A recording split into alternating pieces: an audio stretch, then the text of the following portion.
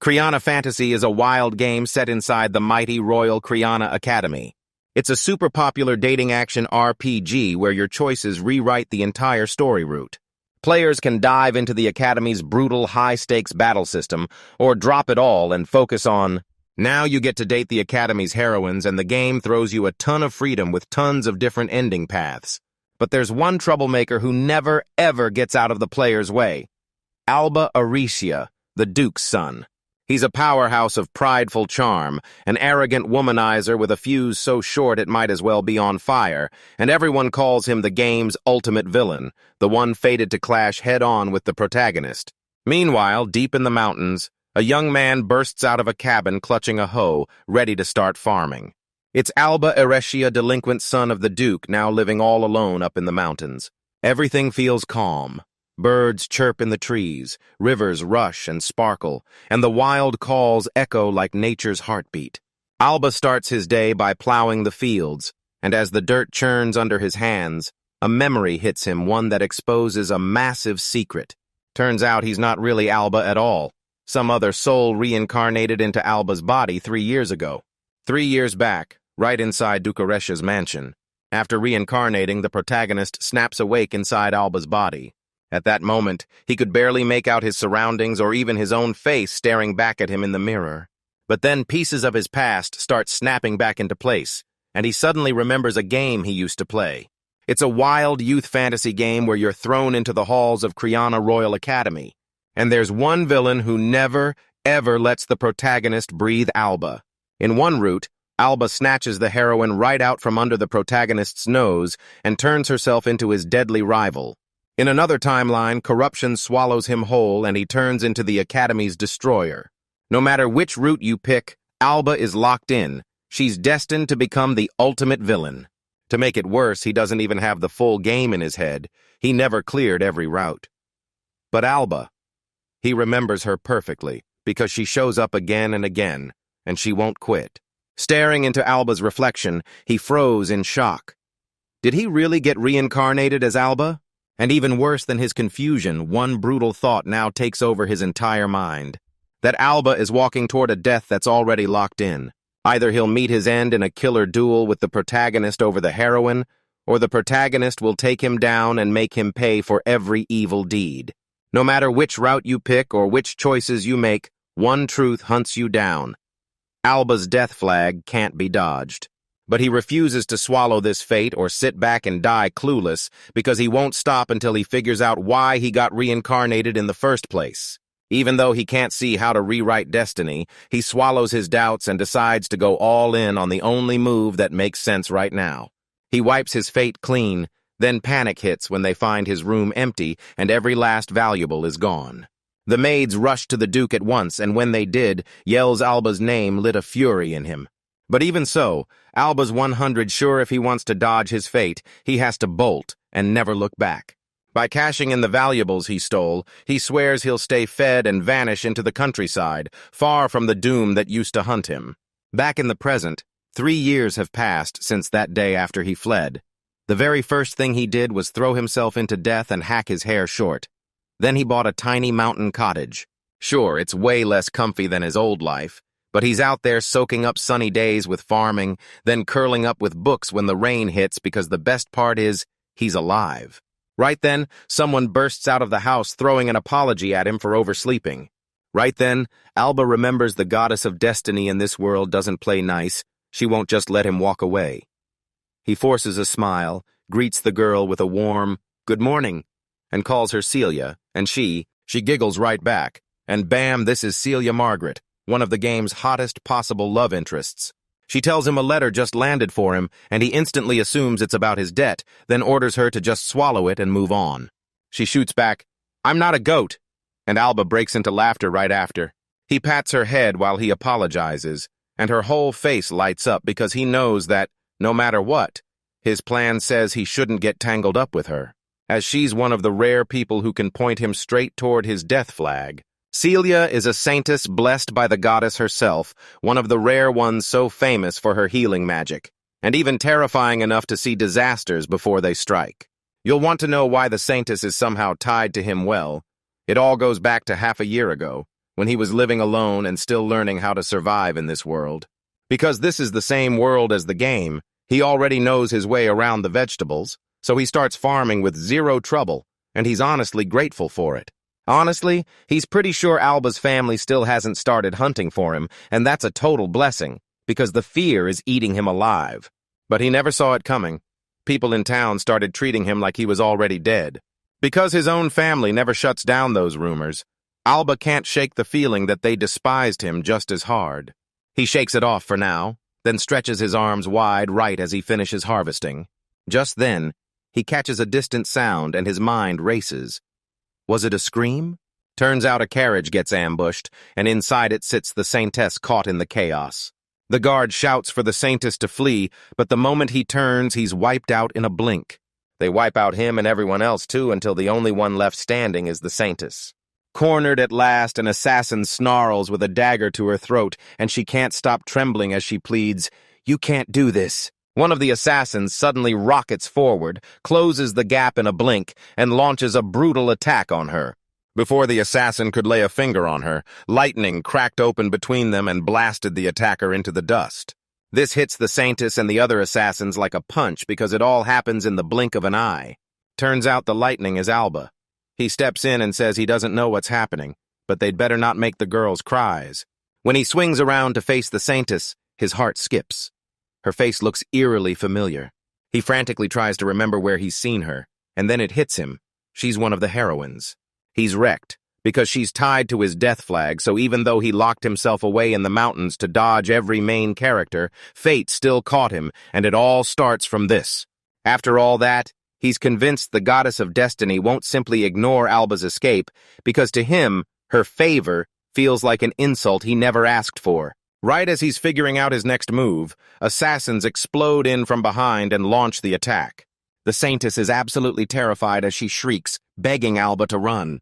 At that exact moment, he summons lightning to tear them aside in an instant, shrugging off the situation like, "We already made contact, so what else can we do?" The Saintess is left reeling as Alba obliterates every assassin in one blinding blue flash. Ever since he shut himself away in the mountains, he trained without mercy to master then unleash the magic this world runs on. And that's how he wipes out the assassins with effortless precision. But even knowing it's a game world, guilt still crushes him every time he takes a life. He suddenly realizes he could end up just like them. And that thought flips a switch in him. He vows to break free from destiny itself. No matter what kind of death comes for him next, he'll fight it with everything he's got. After a quick pause, he whips around to the Saintess and asks right away if she's okay. Even though he demanded the truth, he already knows she's alive since every guard around her is dead. Then he drops to his knees and apologizes for failing to rescue her companions. She drops to her knees and breaks down in loud sobs, confessing she can't take it anymore. She tells him she gets it, being a Saintess means crossing the whole land on pilgrimage, but no matter where she goes, someone keeps hunting her. Alba clocks her own reaction and instantly realizes today's event is the one that finally snapped everything. She can't even finish the thought. She keeps going, saying the Saintess is right there as the Church's true power. Only the Pope outranks her in the goddess's holy order. So now they don't leave her alone. People keep coming at her, either to rip her power away or to cut her out of the way for their own ambitions. Every time innocent lives get cut down to shield her, she snaps inside. She can't stomach watching it happen anymore. Alba realizes that if he caught this on a game screen, he'd just label it as her backstory. But seeing this young girl break down and cry in front of him shatters that idea, and he's left with no choice. This is real life, and those tears aren't some fake pixels on a screen, not even close. Tears pour down her cheeks as the Saintess begs the universe to stop scaring her. She just wants to live a normal life, fear and all. After a brief pause, Alba softly rubs her head, then drops into a low crouch. With no pause at all and a warm smile on his face, he asks if she wants to come over to his place. She freezes mid-breath, stares at him in shock, and Then he snaps to the reality any sane person would be blown away by an invitation thrown out that fast. Yet he blurts it anyway, because he isn't talking to some game pawn, he's talking to a real human just like him.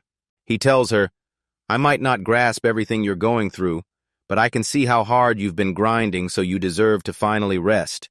Catching enough rest to actually smile matters way more than grinding your guts out just to end up crying.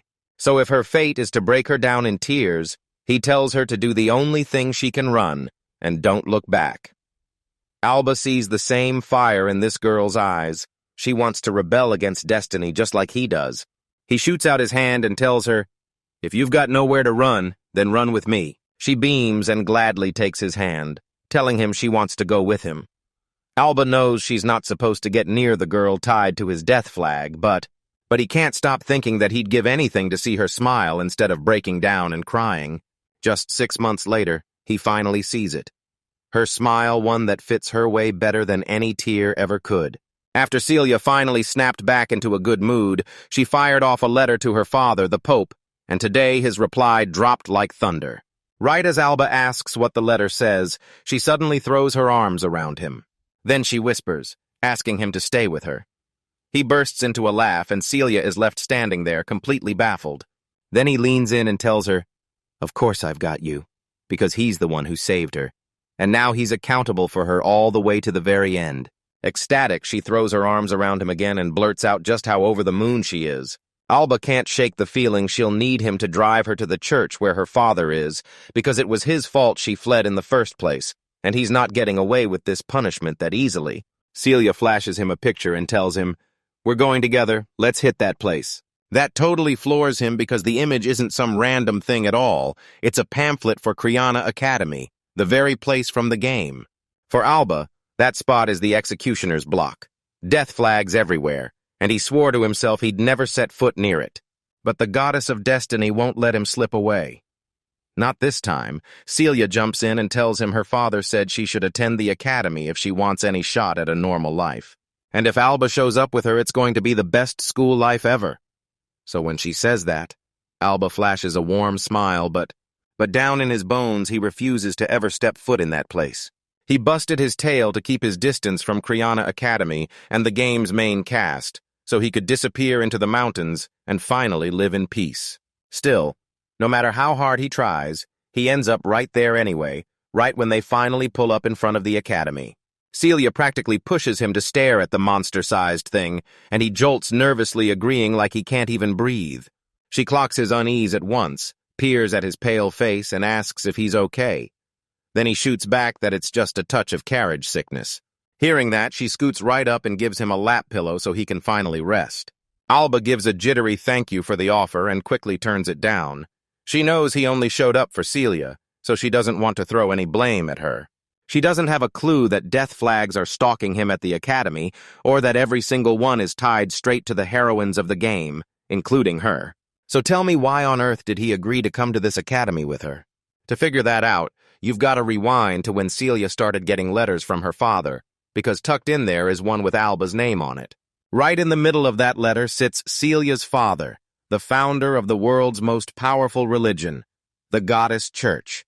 His power and authority standing shoulder to shoulder with the king of Kriana. Because he's been hiding his daughter, Celia, for reasons he can't explain, he can't shake the feeling that this letter might spill out rage, maybe even a threat. But the moment he cracks the letter open and reads a few lines, surprise hits him like a punch, as it's packed with heartfelt apologies and overflowing gratitude. In the letter, Celia's father makes it crystal clear she isn't the saintess just because she's his daughter. The goddess's grace has chosen her, and she was born with miraculous power. The moment she was born, her fate snapped shut, and she threw her whole heart into the goddess's teachings. So once she finally becomes aware of what's around her, she rushes to the people who truly believe in the goddess. No matter how brutal or dangerous the road got, she refused to quit. She chased salvation for lost stray sheep, channeling the goddess's power to guide them home. She never once complained, she just kept doing what she was supposed to do day after day. When anyone asked, she only smiled and said it was her duty as the saintess. And that's when he felt his heart swell with gratitude, because his daughter could speak those words so softly, like truth on her lips. Now he finally sees it. He's been such a fool for not catching how her smile is really hiding her true feelings. He finally clocks it. His own daughter is one of those stray sheep, too, crying in silence on the inside, secretly begging for someone to come rescue her. The Pope swears that Alba didn't just save his daughter, he saved her soul too, and that's why gratitude hits him like a wave, pure and endless. Still, Celia remains the saintess, and he remains the founder. Still, as her father, he refuses to let his beloved daughter's dream die. He'll back her and help her reach a normal life. And with things like this, the Pope goes right ahead and tells Alba to laugh at this old sinner. As soon as he reads it, Alba swears he won't laugh no matter what. Celia squints in confusion as he says it. Then he swears her father is a truly wonderful man, and her face lights up as she gladly agrees. Move. He pushes on with the reading, hitting the exact moment the Pope admits he wants to make a request, and Alba's face twists with pure annoyance. She snaps, "What's wrong?" But he just won't answer, keeps reading like he's been trapped in the page. The Pope leans in and asks if Alba can join Celia at Kriana Academy. He paints the academy as a magnet for gifted souls who stay true to the goddess, and then declares that no other place on earth can even come close to the training the Royal Academy delivers. As Alba reads it, she tells Celia straight up her dad wants Celia to go with her to Kriana Academy, because the Pope is sure Celia can finally live the life she's been dreaming of if she takes that step. He says his mind would finally relax if someone as strong as Alba, who wiped out the assassins by herself, stayed right beside her. He's even sure Celia wants to stay by his side too. Then he spots Alba's worried face, and Celia calmly tells him, "It's okay." With a bright smile, she tells him she's totally fine going to the academy on her own. When she says that, Alba finally gets it. Her smile looks sweet, but it's hiding the real plan she used to fool her father. Then he tells her the academy is a nightmare packed with dangerous people, and plenty of them are nothing but bullies, itching to flex their power, so Celia is completely thrown off. While Alba keeps talking, loud and fearless, she swears the academy is run by the country so she's safe, unlike during her pilgrimages. But that doesn't stop the creeps. Plenty of nasty men out there would do anything just to seduce a cute girl like her. Alba blares that she must still want to go, and realizing he's worried about her, she's like, "I know for sure so many people out there are going to want to be my friends too." Alba shoots back, warning her that if she keeps this up, studying will steal every spare minute, and it'll be for stuff she doesn't even care about. Celia grins and says, "Yeah, I've only studied the Bible before, so honestly I'm kind of looking forward to it." He also warns that an unfamiliar place could drain her energy, but Celia grins and says she's absolutely thrilled to see somewhere new. With that, they grin at each other. Then after a quick pause, Alba nods and says they're going together. That makes her beam with pure joy, and she throws her arms around him while Alba knows he's supposed to keep his distance from the academy and from this girl. But he's already decided to smash those deadly death flag predictions with everything he's got, especially because he's convinced Celia's got it all like a smile fits her way better than any sad frown ever could. Then she gushes about how grateful she is for the goddess's guidance, and that's when Alba snaps, because his own goddess is steering him straight toward his death. Now that he finally stops to think, a crazy thought hits him. Was it the goddess who ushered him into this world from the very start? As he sinks back into thought, he spots a second line on the letter, and it hits him so hard his eyes widen all over again. Celia spots it and asks straight up if he's changed his mind about the academy. He fumbles with an awkward no, then quickly blurts that he's actually looking forward to it. He reacts this way because of that final wish her father penned, telling him, loud and clear, he's never allowed to make his daughter cry. So yeah, just like that, he got pulled into the academy by Celia, no less. The moment they step out of the carriage and start toward the academy, both of them freeze because the place is absolutely massive.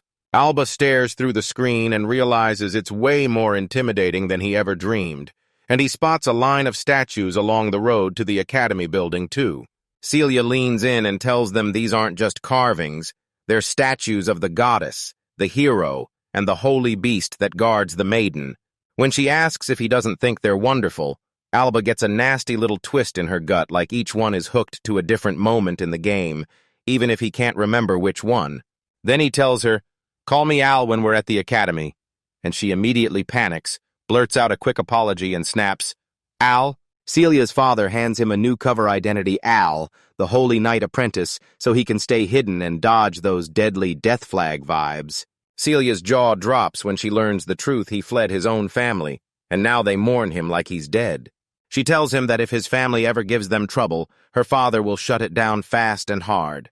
And when Alba hears that, she realizes holy hell, her father's power is terrifyingly real.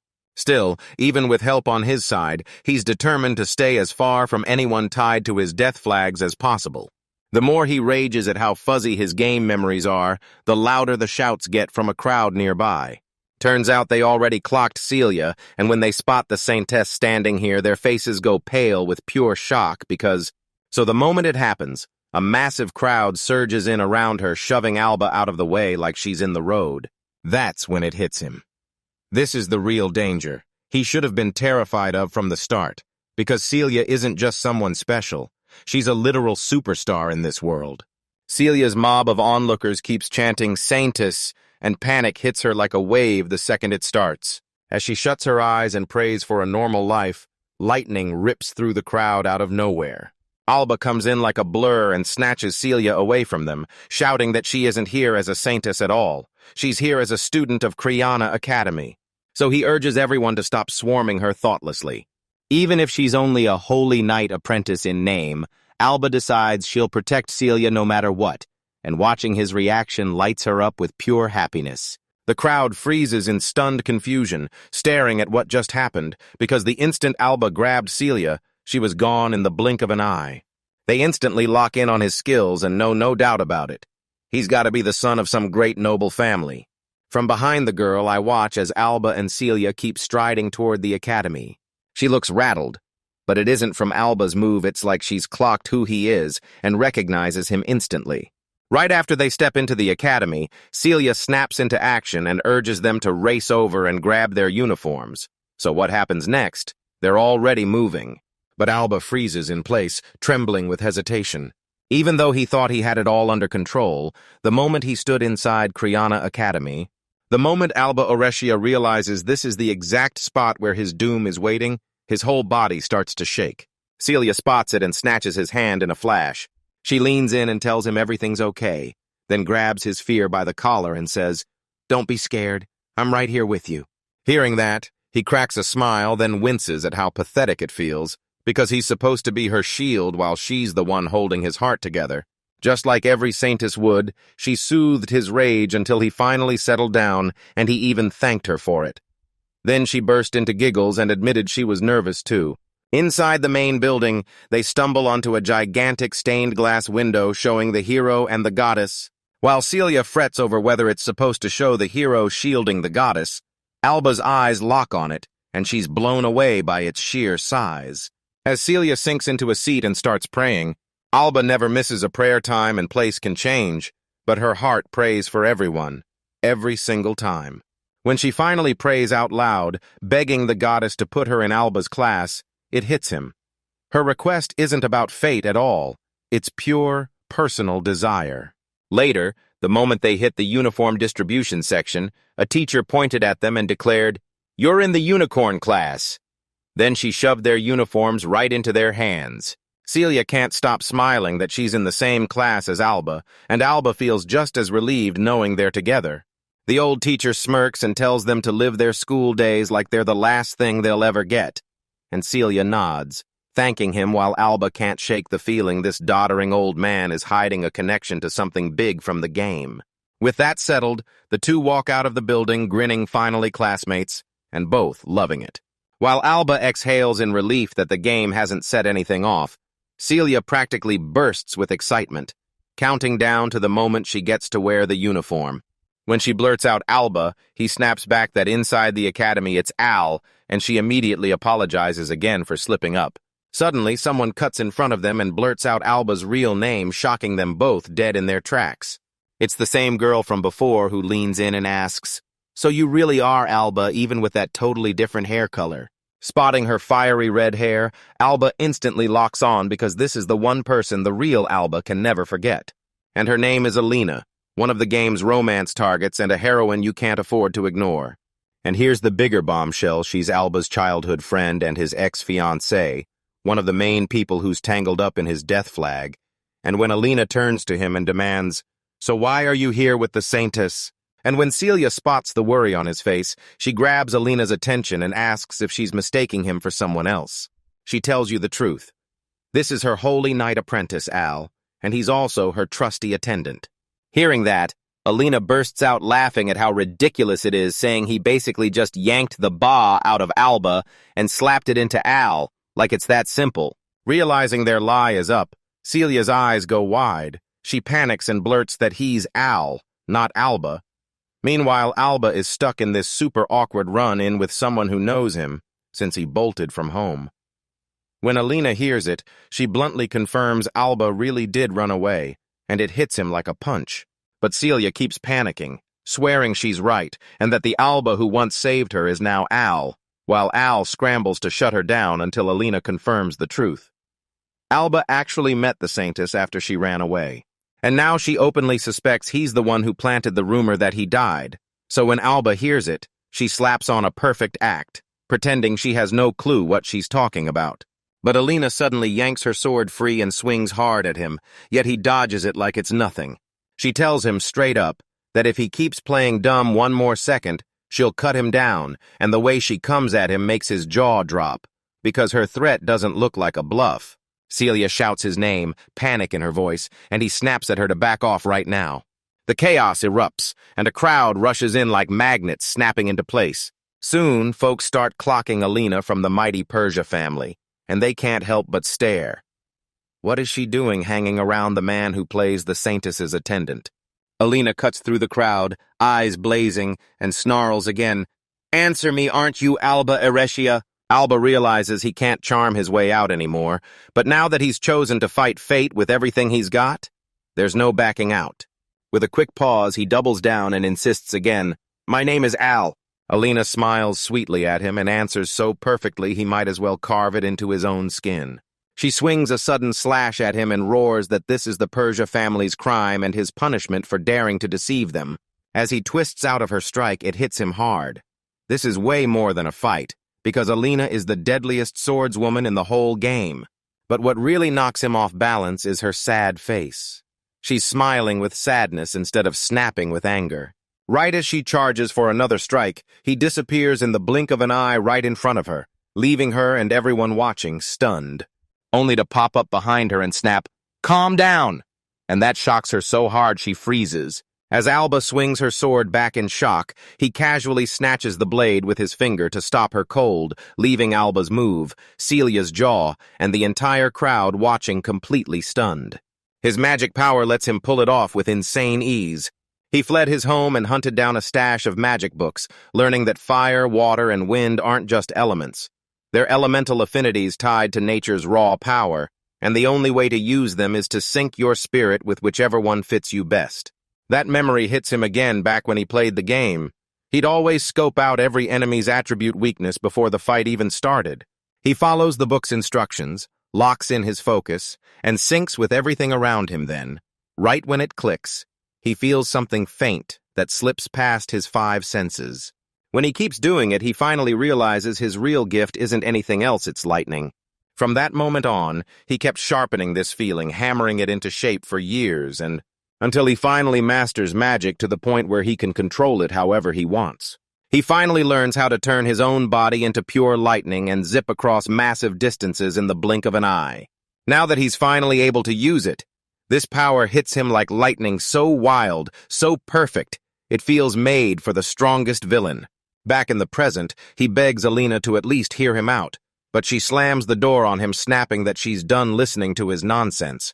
He rushes to apologize, straight up admitting he knows Alba still poisons her feelings because now he's just Al, no more. The moment she hears it, her whole body starts trembling with emotion, and right when she's about to answer, Alba suddenly disappears again. The crowd gasps as he vanishes again, and before anyone can breathe, they realize the Saintess has disappeared too. When neither of them is anywhere to be found, Alina's gut drops. She realizes they've already slipped away. Tears streamed down her face, and a fellow student shot up to ask if she was okay. She wiped her cheeks, said she was fine, and insisted it was only a little dust in her eyes. Meanwhile, Alba drops straight into the city and thinks, "We're far enough now." Celia can't believe he just swept her away like that, and Alba quickly throws out an apology. He realizes she's pouting at him like she's mad as hell. He leans in, asks if she's angry, and she snaps back that she's not. Then she turns the question on him, asking who that gorgeous woman named Alina was. Before he even gets a chance to answer, Celia blurts out that, yeah, Alina's older, she's got a fuller chest, and she's drop-dead gorgeous, but Celia isn't jealous in the slightest. Hearing that, Alba exploded into laughter, and Celia snapped, "Why are you laughing?" He fires back with a gentle smile, like he already knows she's a terrible liar. He drops the subject and asks if they should head to the house her father has set up, but Celia shuts him down, and that leaves him completely baffled. She tells him straight up, "I'll only go if you carry me the whole way." And after a quick pause, he gives in and agrees. Ever since today's mess started, it looks like Alba life at Kriana Academy is going to throw trouble at her from the very first second. Later, once they finally step up to the house waiting for them, both of them freeze stunned by just how massive it is. As Alba scans the area, Celia spots something off and snaps at him to look. She points at a vegetable garden and tells her, "See this? We can grow our own crops just like we do up in the mountains." Alba can't stop staring because this house sits right in the heart of the royal capital where people from all over the world flood in. Owning a 2-story house with its own garden is wildly expensive, exactly the kind of luxury Celia's father would be able to swing. Then they step inside and find the place decked out nicely, with Alba and Celia each getting their own private rooms upstairs on the 2nd floor. But one thing still needs fixing, Alba corners. Celia and demands answers, and Celia snaps back that she hasn't gotten a single coin. Alba blurts that maybe her father slipped her some money to survive, even with the house. But Celia shuts that down fast, saying her father told her if she wants a normal life, she'll have to earn it herself. Alba can't help feeling relieved because her father isn't just spoiling her, he's actually pushing her to grow into her own person. Celia then reveals that her father promised her money too, if life ever got too rough. And the second Alba hears it, he snaps out of his earlier doubts and decides, yeah, her father is still just too soft. Because they're short on cash, Alba decides to hunt for work right away, but Celia shuts him down, insisting he doesn't have to work since she'll earn their way. Totally baffled, Celia leans in and tells him the truth. Her father already set her up to work at the church. The saintess carries a holy blessing from the goddess herself among them, is oracle hearing. A gift that lets her dodge disaster after disaster because the goddess warns her before tragedy can strike. Another is healing magic top-tier power that mends every wound and wipes out illness and the sick and desperate believers pack in, praying the saintess's miracle will save them. Celia pockets her share of the donations sent in by these believers. She grabbed this role just to help everyone. But the truth is, the brutal pilgrimages she'd been forced to endure since childhood weren't about kindness at all. As her pilgrimages start raking in huge donations for the church, he's convinced some shamelessly greedy person cooked it all up. So yeah, she's basically a walking gold mine. Celia spots him scowling, asks what's wrong, and the second he hears her voice, his mood snaps back and he shrugs it off. It's nothing. Then he insists he'll work too, begging her not to worry about money, but Celia shoots him down and asks why he's pushing that, especially when she's the one who says she'll earn for both of them. Alba snaps that letting the girl carry everything while the man does nothing is a punch to his pride. But Celia shoots back that living together makes it totally fine. He cuts her off and tells her to save that kind of devotion for the husband she'll have one day.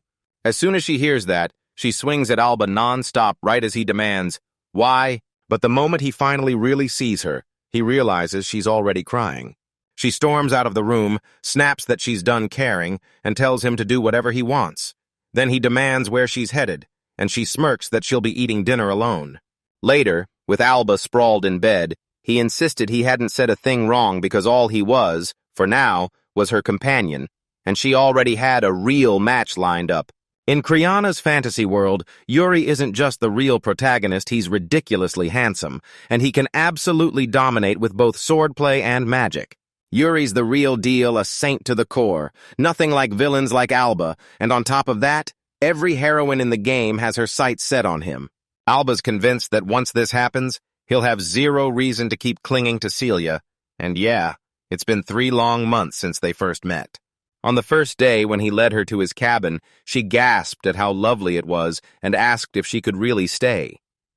Alba nodded and told her, "Stay as long as you want," then reminded her, "Here, You're not some saintess, you're just a normal girl." A few days later, she jumped into the fields with him, rolling up her sleeves to help harvest the vegetables. She even started learning how to cook with him, and soon she was right there soaking in the goman bath he built with his own hands. Under a sky packed with stars, they trekked through the mountains together at night. For the first time in his whole life, he finally stopped fighting the world. Celia stood beside him, and true peace hit. Right now, if he claims he won't miss her when she walks out, he knows it's a lie. But if Celia steps into the life meant for her, he'll finally let it happen. He tells himself, if this goes down, I'll dodge my death flag too. Just a few moments later, Celia burst in, knocked first, stepped into his room, and apologized for what she did earlier. But then he realizes Alba is already out cold, fast asleep. She whispers that it's all because of him that she's here right now. And as she drapes the sheet over him, she keeps thanking him.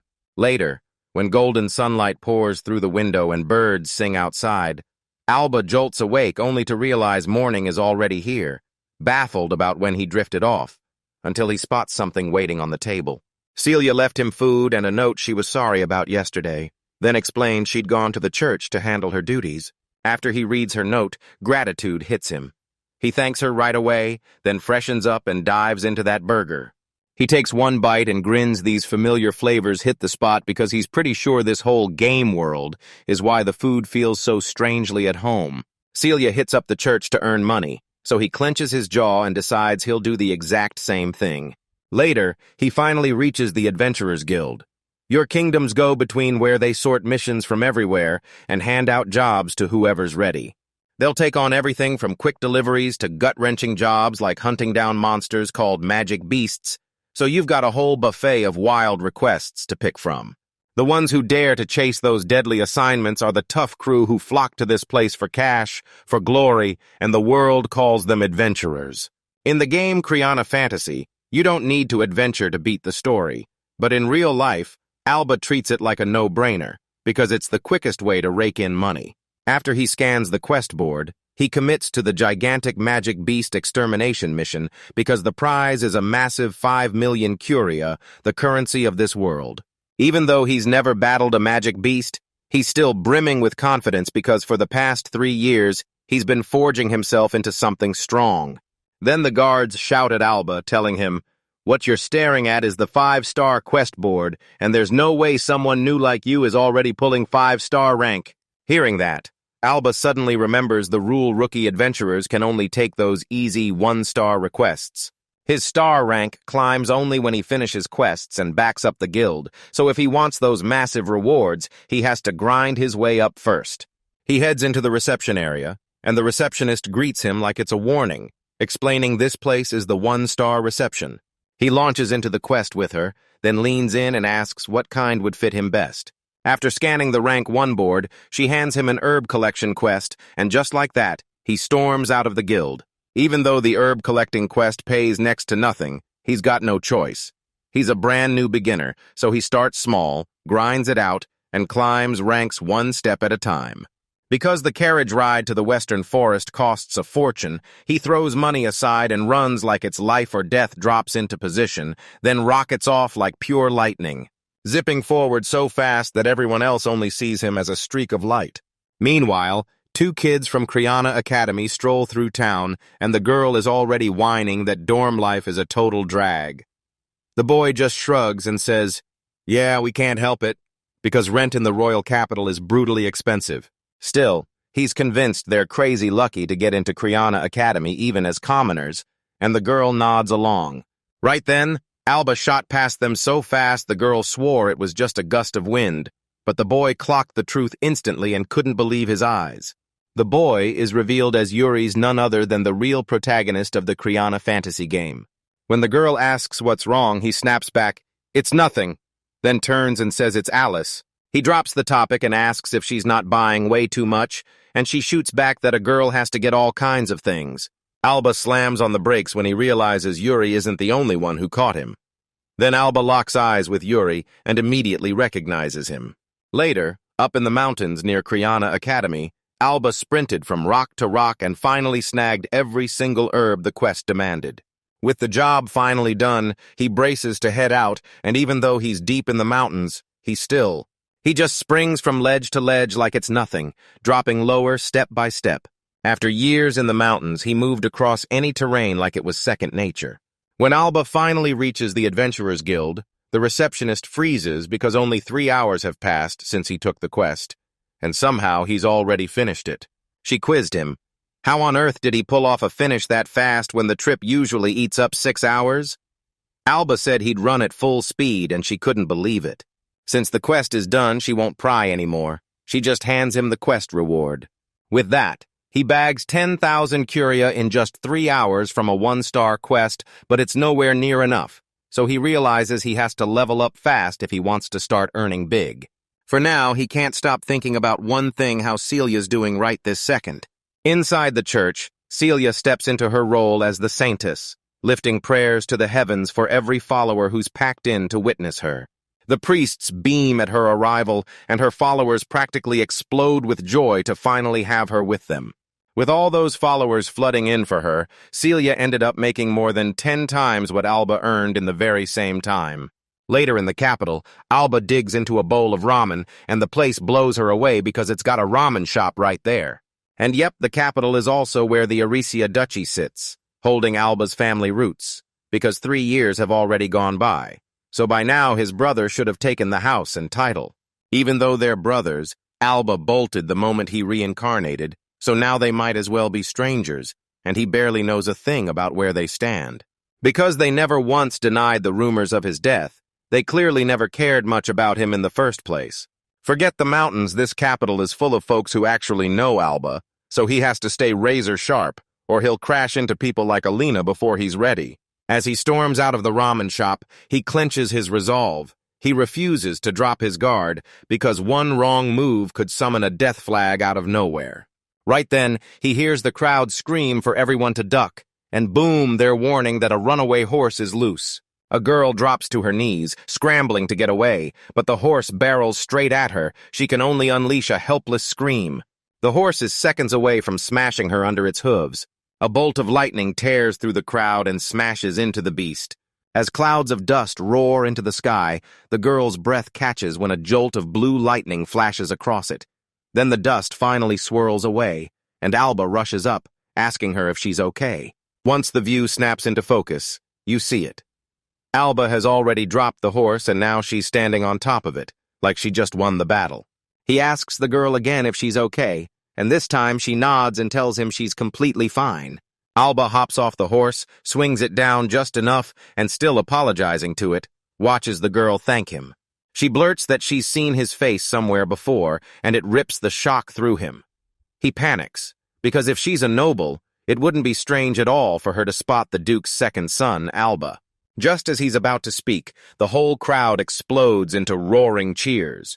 He praises himself like a legend for dropping that wild horse. Then he yanks his hood up fast to slam his face out of sight. He acted because her scream wouldn't leave his head, but now he's realizing if he keeps drawing this much attention, someone's going to clock him as Alba.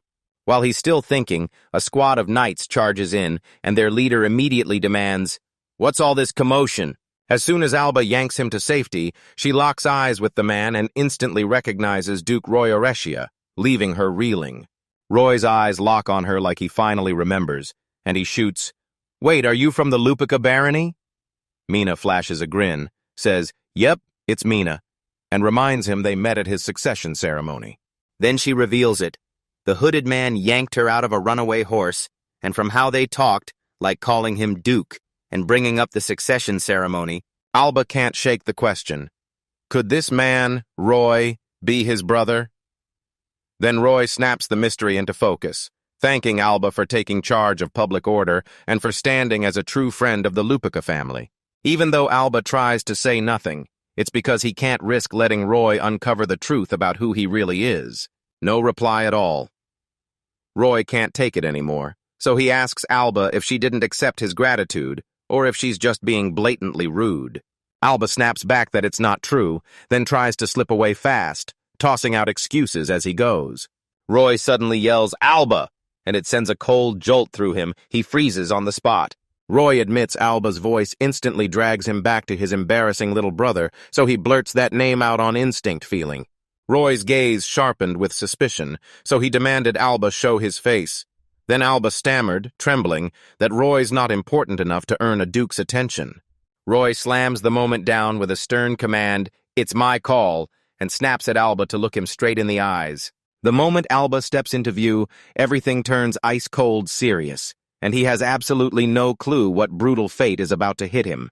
Just then, someone yells his name, Al, and tells him breathless that they've finally found him. And judging by everyone's reaction, this guy was basically a local celebrity in the room. Roy spots her instantly, Alina Persia, and she greets him politely with a warm good day. For Alba, this is a nightmare Roy, the brother looming behind him, and his former fiancée waiting in front, both know the truth about the real Alba. Tiger snarls in front, Wolf prowls behind Alba's trapped in a terrifying spot, and his mind races, screaming, "What do I do now?" Roy snaps Alina. "Do you know this guy?"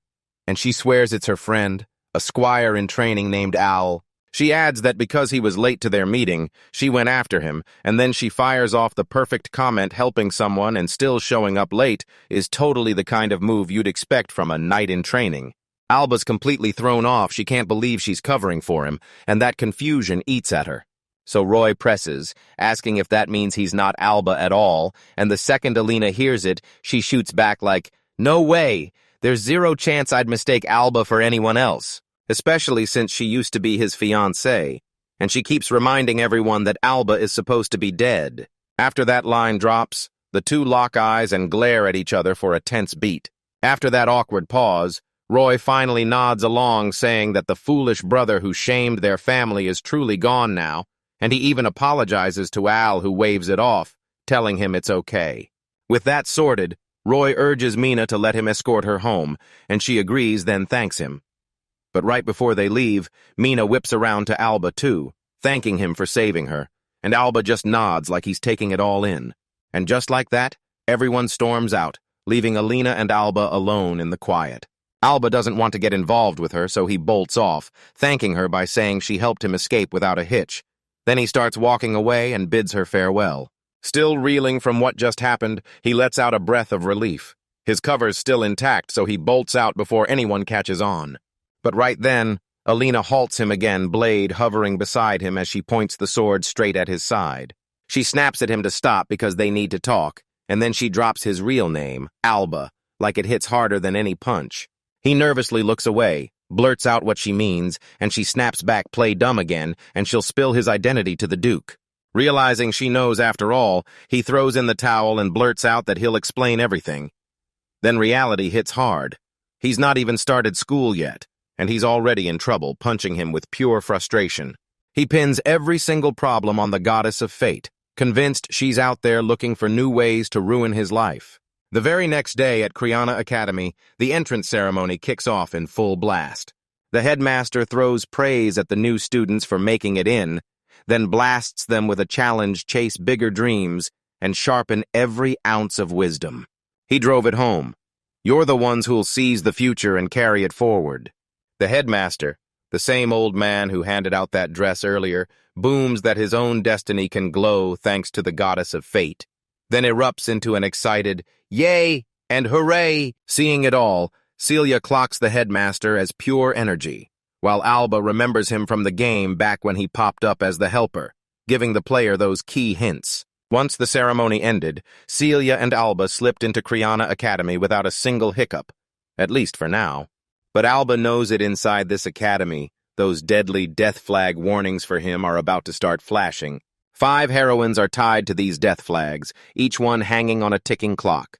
And right now, he's already entangled with Celia and Alina, so bringing in more chaos would only raise the chances he's finally taken out for good. Among the last heroines left is the princess. She's a secret character who never shows up inside the academy, so she's not something anyone has to worry about. The real danger is Alice and Lily, his childhood friend and the sage's disciple, because Alba can't afford to mess around with them, since they're both in his class. But the real nightmare isn't the 5 heroines. It's one more person Alba has to dodge at all costs. Yuri's is standing just a few people away, and the danger isn't only because he's the protagonist, but because he slags the life out of nearly every villain in the game one by one until they all meet their end. Alba keeps watching him in silence, then boom, their eyes lock the moment they meet. Alba snaps her gaze away, and Yuri's totally thrown for a second until Celia asks Alba if she's okay, and Alice presses Yuri too, and both just wave it off like it's nothing. Albus quietly vows to stay as far away from Yuri as possible, then locks in a plan to get through his academy days unnoticed, with zero drama. Later, in the unicorn classroom where Celia and Alba both sit, curious students swarm in around them, staring like they're watching something unfold. Alba snaps to the awful truth sitting right beside the saintess means you're impossible to miss, and with everyone whispering and staring like you're part of the rumors too. More importantly, he clocks Celia's nervousness right away and realizes a normal school life won't come easy for her. Then he panics, thinking, "What do I do?" Celia snaps to her feet and introduces herself as Celia Margaret, first-year student in the unicorn class. She makes it crystal clear she's here as their classmate, not the saintess, and begs everyone to just call her Celia. The classroom explodes with chatter, and she instantly wins them all, calling her Celia instead of saintess right away. That alone lifts one huge weight off Alba's shoulders. But then trouble hits fast when a girl blurts out, "Who's Alba?" Suddenly the other students clock his face, start dragging up nasty rumors, and stare at him like they're ready to judge. Alba realizes way too late that the academy is packed with noble kids, and no matter how much he dyes his hair or tweaks his personality, that secret identity of his could still blow up in his face. Right then, Celia snaps into action, seizes the spotlight, and introduces him her friend, Al, a holy knight apprentice. Alba can't wrap her head around it. Making friends with someone suspicious out of nowhere feels totally impossible. The rest of them instantly buy the explanation and welcome him with open smiles, leaving Alba stunned, because she can feel how terrifying the saintess's presence really is. Then Celia winks at him, and he answers in silence, bowing his head with pure gratitude. Soon after, another student steps up and greets Alba. Then the truth hits. She's Alina. Alba asks if she's in the unicorn class too, and Alina nods, saying they're classmates now. While the others murmur about her stunning beauty and deadly sword skill, Celia leans close to Alba and quietly asks, "Is that the girl from the other day?" He leans in and admits it. He never said Al by accident. He told her the truth about his real identity as Alba, because she's his former fiancée. Alina rushes in, apologizing for the mess she caused earlier and calling Celia "Your Holiness" with full respect. But Celia is left completely stunned when she realizes Alba used to be engaged to Alina. Right after the Roy incident, Alba finally dropped the truth to Alina. He wasn't Alba at all. He was the real one. Alina can't believe the reunion, and she blurts out, "Did he run from home 3 years ago because he hated the ducal house?" Alba nods and admits it. He wanted to ditch the old version of himself and crawl into a brand new life. He keeps his reincarnation quiet, because Alina would never buy it, and he's terrified that even saying it out loud could spell disaster for them. Alina then explains that 3 years ago, the Oresya family rushed over to her side and demanded the engagement be crushed, and back then the rumors flew he'd vanished. They wrote him off as dead, or the Duke had a hand in it. Alba just chuckles under her breath like, "Yeah, turns out our opinion of him was probably pretty awful." Alina admits her family practically celebrated when they finally cut ties with that delinquent, and when Alba hears it, a wave of relief hits her. Then she asks, "So did you hate him too?" She finally admits that she'd been calling him a despicable, womanizing scoundrel, someone she even sometimes wanted to cut down herself, and that confession leaves Alba utterly terrified. But after that breath of silence, Alina blurts out the truth when she thought he was dead.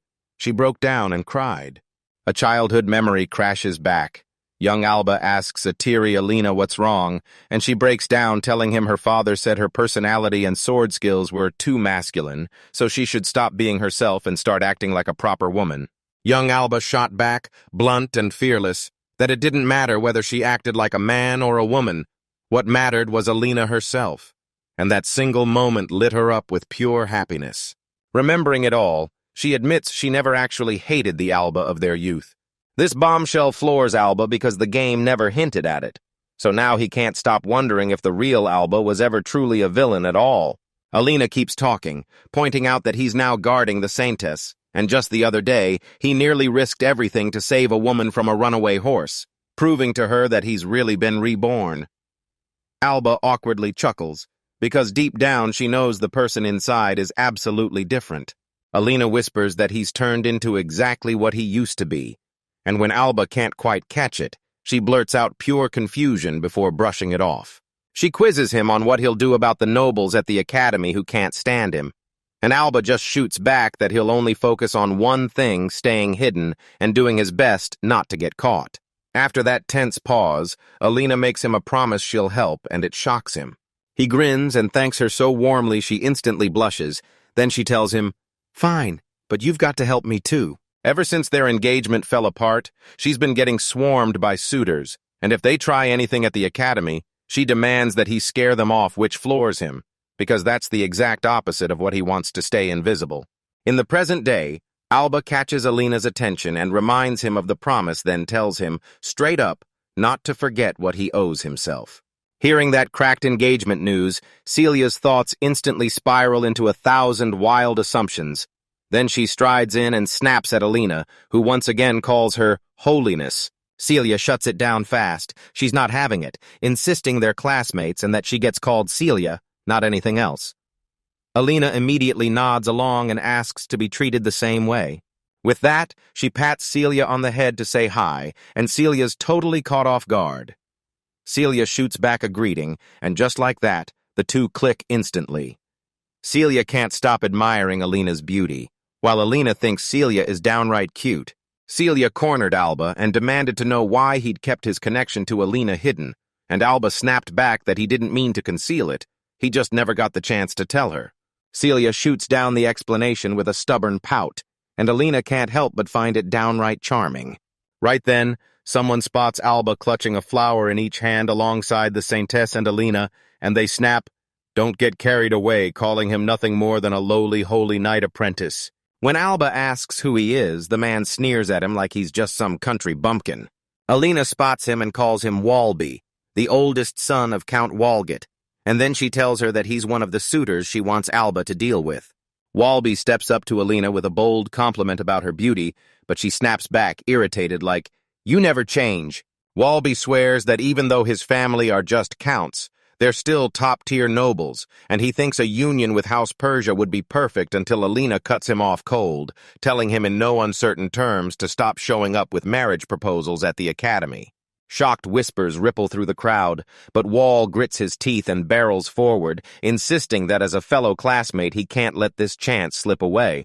He sings Alina's praises, calling her a shining flower of the Persia line, royal blood running through her, and swears she's worth way more than she'll ever believe. With all the confidence in the world, he leans in and asks her to marry him, claiming it'll bring them both, and their families, something better. Just as Lena is about to speak, Alba cuts in and barks, asking what trash he's even talking, partly feeding Alina's earlier request, but mostly fueled by his own disgust for people like Walby. Alba cuts straight to it. Walby just doesn't get Alina, and that's exactly why she says he'll never be right for her. That bold declaration freezes Walby in dead silence while the others and Celia let out a breath of relief, thrilled that Alba stepped in. Alina's mind flashes back to their childhood meeting, and his words hit her like a sudden wave of raw emotion. Raging, Walby fires off a furious demand. How does Alba dare insult the House of Walgett? Swearing he'll never forgive the insult, he flicks a handkerchief into the sky, then Alba snatches it, baffled, and blurts out what on earth that means. Then boom, someone yells that it means a duel, and he freezes in total shock. Kriana Academy clamps down with brutal rules. Students can't fight to the death, but they're still allowed to challenge someone to a duel, as long as it's meant to defend their dignity and pride. To kick off a duel, you hurl the special handkerchief at your opponent. If they snatch it out of the air, you've got your proof right there that they're agreeing. Duels are only allowed on the Academy's official dueling grounds, and they can't happen unless a referee is appointed. That referee is a black cat named Kate Sith, and the moment she introduces herself, she declares a duel between Wall and an Alba. And right then, the crowd explodes into cheers, some shouting for Alba, some roaring Wall by, and others just showing up to catch a glimpse of that black cat. In the crush of the crowd, Celia can't believe her eyes. Alba actually agreed to the duel. Alina shoots her a furious look and growls that running from a duel is shame that weighs more than death, then tells Alba to get ready right now. Even after she spoke, Alba stayed frozen in shock because he'd agreed to the duel by accident, not even knowing the rules. Walby taunts him as a country bumpkin, demands he surrender before it's too late, and just as Alba opens her mouth, the referee cuts in, forcing them both to declare what their pride and dignity are truly fighting for. Alba remembers that in the game, duels were just a throwaway side thing with zero connection to the main story, so of course they had nothing to do with his death flag. Walby tells Alba, "If you lose, you're staying out of Alina's business," then adds a chilling twist he's taking the Saintis for himself, too. This guts Alba his death flag doesn't matter here anymore, so he just accepts it. He declares, "If I win, Walby better keep his distance from us." Walby nods like he's already won, both sides' oaths locked in, and the referee cat springs into action, letting the duel begin. While the crowd roars, Celia leans in and demands if Walby is really that terrifyingly strong. Then Alina steps up and says, "Yep, he's a fire mage and he's the deadliest one from our year when it comes to pure destruction." Walby snaps into a chant, and roaring flames start gathering in his hand. Seeing it, Alba starts to wonder, does Walby plan to kick things off with a spell? The mana's so intense, the referee cat can already tell Walby's charging up a high-level incantation. With a roar of the spell's name, Walby Hurl flings a towering purgatory flame fireball straight at Albuk. They spark an explosion so brutal it rattles everyone in their tracks. Then Celia panics and screams Alba's name. As smoke swallows the whole area, Wall bursts into wild laughter, convinced Alba has been turned to ashes, and then he turns to the referee, asking if killing in a duel is actually a crime. The cat snaps back, "Nope," but reminds him the ref's job is to stop exactly this kind of trouble. Walby's totally baffled, so the referee tells him not to worry. It doesn't need to step in yet. Right then, Alba pops up behind the wall like she came out of thin air, and with a cool voice, says the flames were seriously impressive. And he yells that while he's chanting, Wall blows his defenses wide open. Walby, stunned into silence, blurts out, asking how Alba popped up behind him, and even the referee cat is blown away by how fast she is. People who've seen Alba battle before instantly clock his lightning-fast teleportation move and still can't figure out how he pulls it off. Alina remembers the first day they met at the academy when he dodged her strike with this exact ability and even snatched the hit back at insane speed. And now she can't shake the feeling his moves are almost inhuman. Right before she can finish, another voice blurts out, "Lightning!"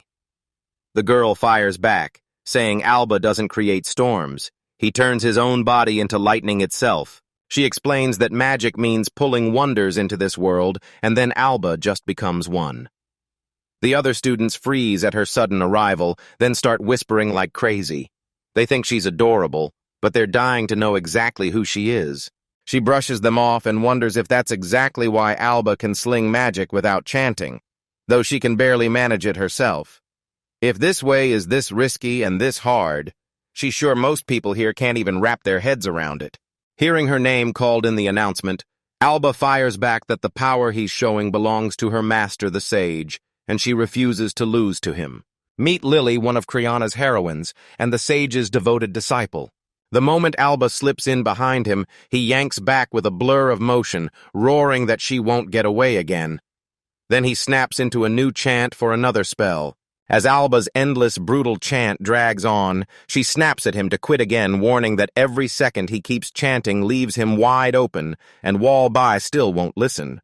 Alba bursts into pure lightning again and slams down with one final strike. Just as the chant starts to build, a strike lands and flings him away before it's even finished. Walby gets blasted out of the ring and slams into the ground, and Alba can't help but wonder if she pushed too hard, especially now that Walby has left the ring. The cat referee raises the ring and loudly declares Alba the winner.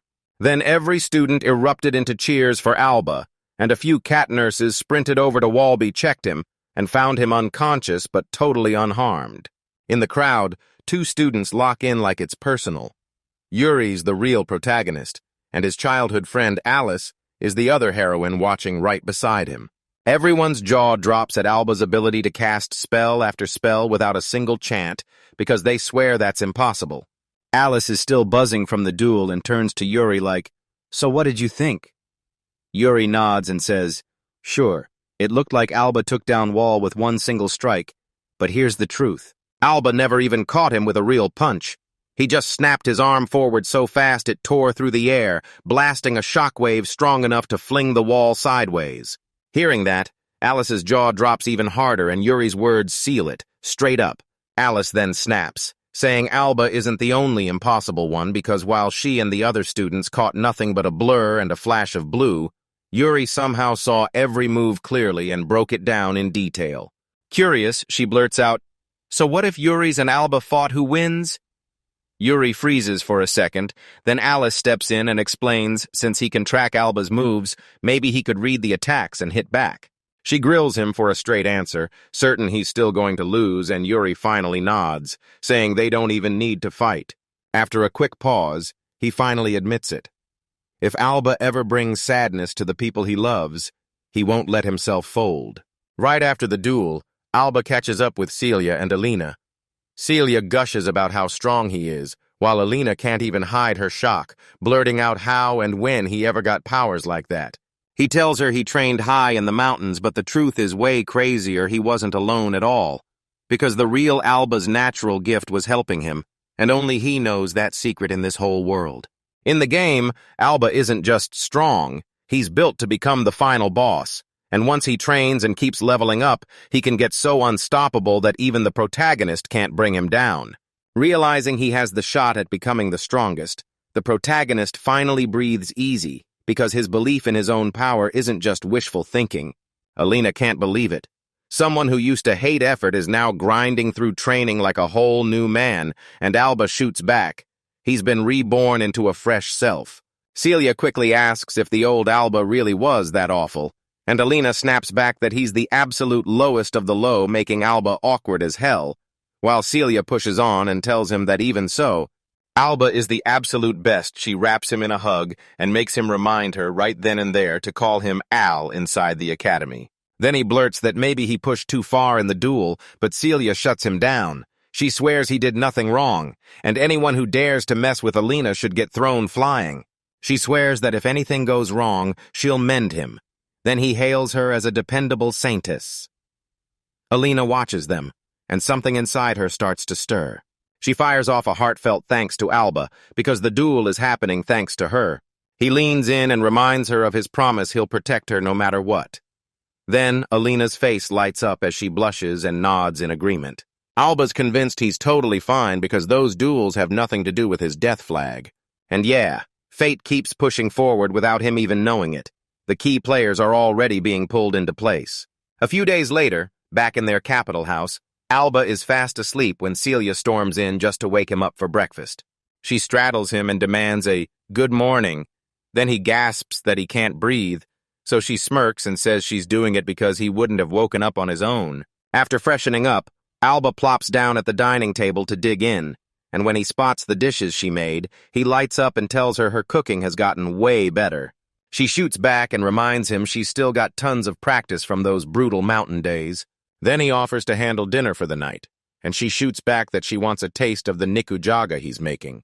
After breakfast, they gear up to head to the academy, and Celia grabs his attention. Don't forget your lunch, so he thanks her right there. Alba halts mid-step and stares. This lunchbox looks shockingly like the bento he used to get in his old life. Celia asks what's wrong, and he snaps back that it's nothing, so Celia pushes, "Let's go, before we're late." Celia lights up and says the academy classes are super fun, then shoots him a grin and asks what he thinks only for him to admit they feel incredibly hard. On their way to the academy, they spot a few friends and there's Alina too, so he shoots out a loud good morning to her, right alongside the rest. Later in class, Alba idly twirls his pencil, smiling as he soaks in the rare piece of life inside the academy. Ever since that first day duel, he's been clocking it no real death flag has shown up at all. When the teacher calls for an answer, Celia leans in and quietly tells Alba to focus, and Alina steps up, hits the question perfectly, and gets praised. After class blows over, Alba trudges alone down the school hallway, because not a single student dares to come close. That's when he realizes he went a little too far in that duel, because the students are now absolutely terrified of him. Still, because of all that, He can dodge every single death flag that comes for him. Yet somehow, with no doom waiting, loneliness creeps in.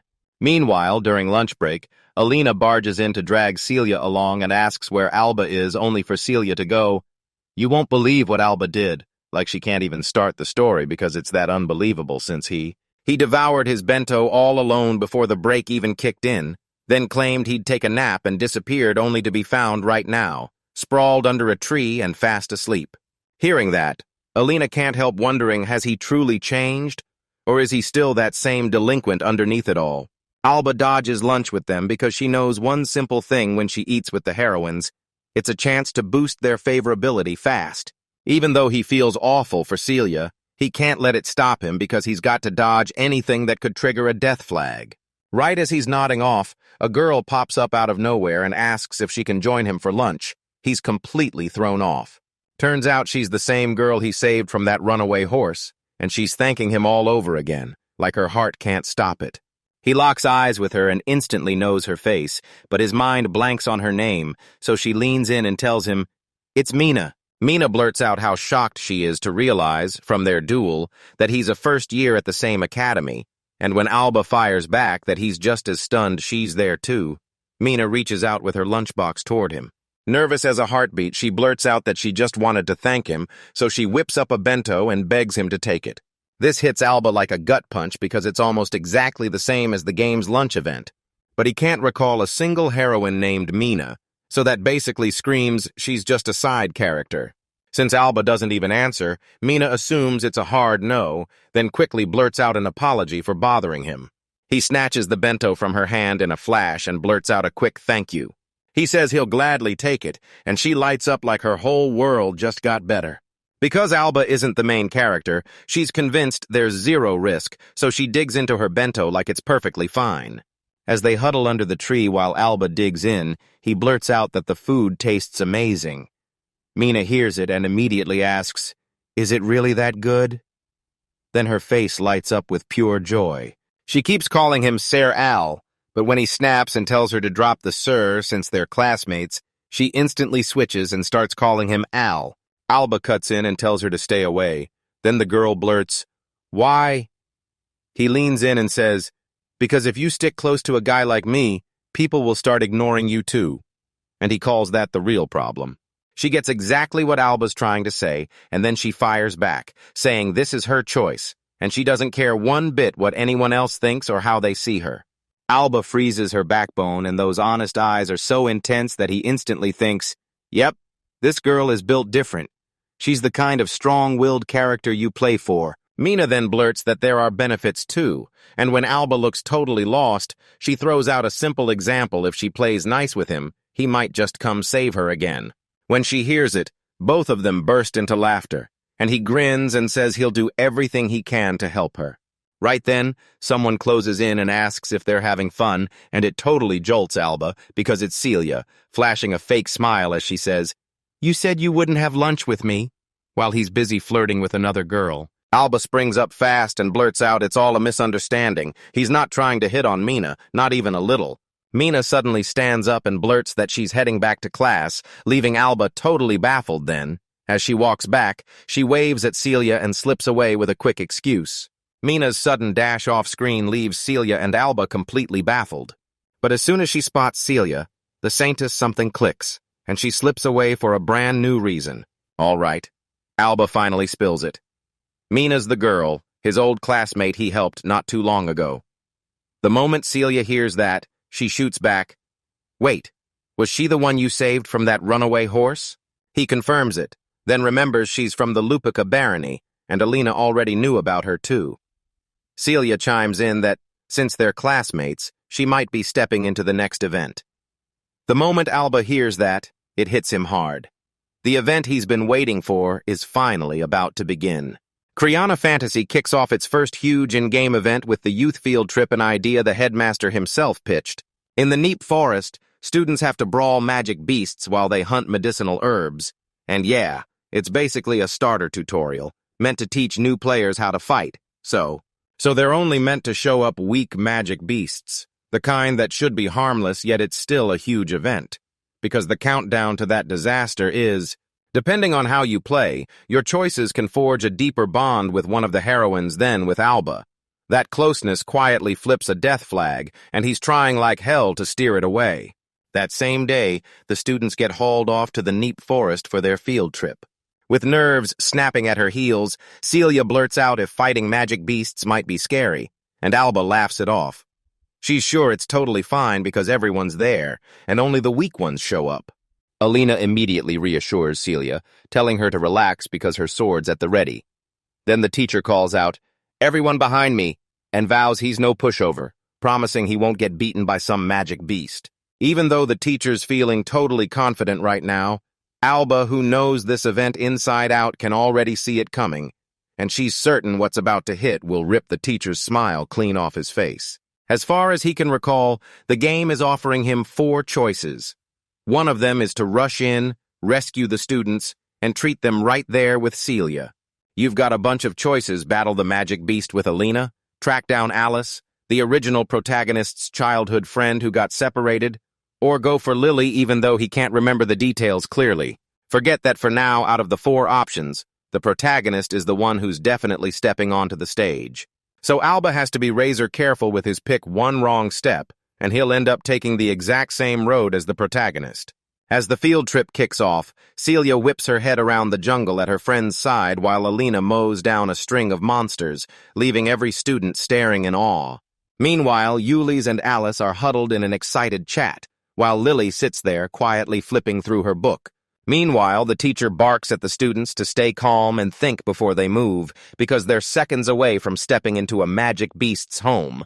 Suddenly, the ground starts to shudder beneath him, and he feels a weird presence creeping in, at first faint, then unmistakable as it gets closer. Reality clicks into place. But it's already too late. Only when the monsters thunder in close does he finally realize it's a full-on stampede. Panic rips through the students as the teacher fights to keep his cool, then barks, "Retreat right now!" Celia, hanging near the teacher's group, spots the beasts and nearly freezes in shock, while Alina rushes in, trying to calm everyone down. While the monsters close in, Lily catches a weird presence creeping nearby. Then Alice suddenly gets split from Ulyss, and the second he spots the students stampeding in terror, he yanks out his sword.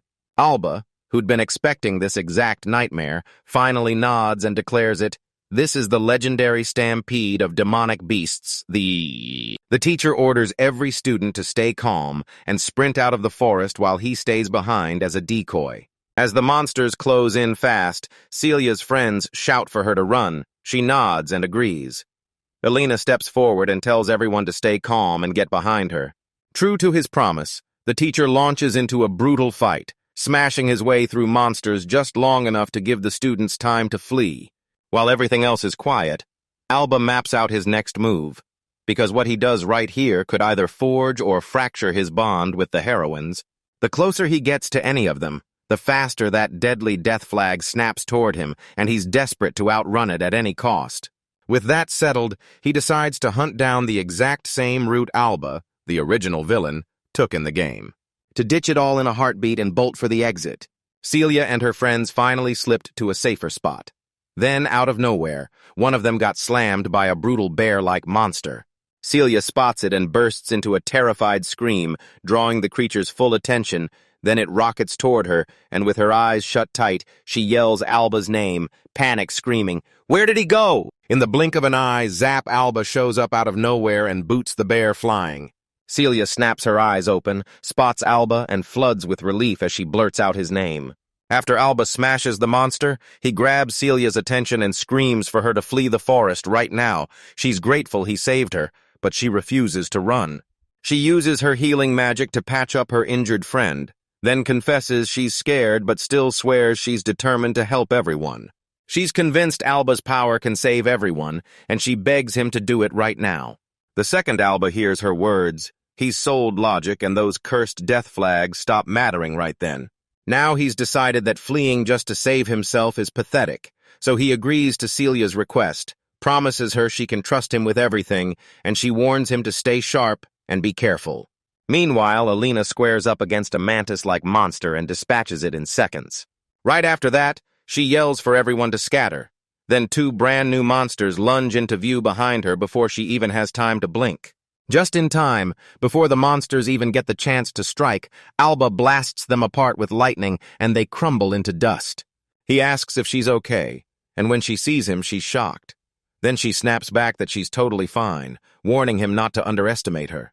Alba nods, telling her he knows exactly how skilled she is, and that truth instantly lights up her whole face. Still, he urges her to stay on her guard because overconfidence can get you killed, and she nods along.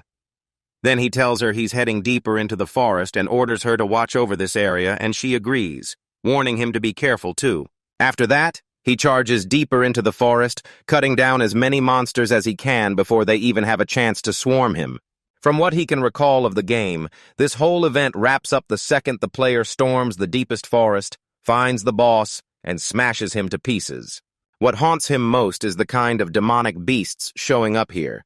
This event is meant for beginners, so only low-level monsters are supposed to be in play. But these monsters aren't random. They're the exact ones that pop up in the middle of the game, and he's got a bad feeling the whole thing is sliding off the original track, because he's been moving way too differently from the lore. When he finally crashes into the heart of the forest, the final boss is waiting, and it's changed everything. A three-headed demonic nightmare, the Chimera, staring him down. Because he remembers getting crushed by this monster before, he knows this isn't some beginner tutorial boss. Then, out of nowhere, a scream for help rips through the air, and he's instantly stunned. Turns out a student has been snared by the Chimera's snake-like tail and is hanging there, helpless. And what hits him hardest is that Alba is staring at the girl like she recognizes her. There she is, Alice, the heroine herself, introducing who she is and begging for help, telling you how she got turned around, only to end up right in the monster's grasp. Even though she's trapped under his death flag, he can't abandon her, so he barrels in and attacks the Chimera in a flash. But to his shock, his attack lands for nothing, no effect at all, so the Chimera snaps back with a blast of fire, and he barely jukes out of the flames. Alice then tells him the Chimera's form is shifting at breakneck speed, and it throws him into even more confusion. She tells him one phase shrugs off magic but crumples under physical hits. Then the next phase flips the whole thing, proving it has two totally different patterns. Because he's blasting it with lightning, the Chimera is in that special phase where magic can't touch it. So when Alba finally clocks this, the whole reason he kept getting wrecked by that boss in the game clicks instantly. In the game, you can't take down that monster alone. You need your allies to team up with you, or you're done for. Realizing that, he decides to whip out magic to slam the gap shut, then finish the job with straight-up physical attacks. He sticks to the plan and lands the perfect hit then. Out of nowhere, the Chimera starts talking, telling him that a punch like that is pointless and that he'll never, ever win. It fires back right after, but Alba slips out of the way in a flash and backs off fast. Bare-handed combat sounds impossible, but he has no choice. He won't back down because he didn't bring a single weapon. Alice screams that his attempt is pathetic and dares him to do his best. Then Alba snaps back, furious, saying she has no room to judge him while she's being captured. Rage blazes in the monster as it tightens its coils around Alice, crushing her with unbearable pain. Right before the serpent can crush her, a blade slices its body into splinters, and she's instantly freed. This leaves Alba reeling because the person behind it all is none other than Uli. Alice admits she fully believed Ulysses would come charging in to save her, and he shoots back, "Of course I would."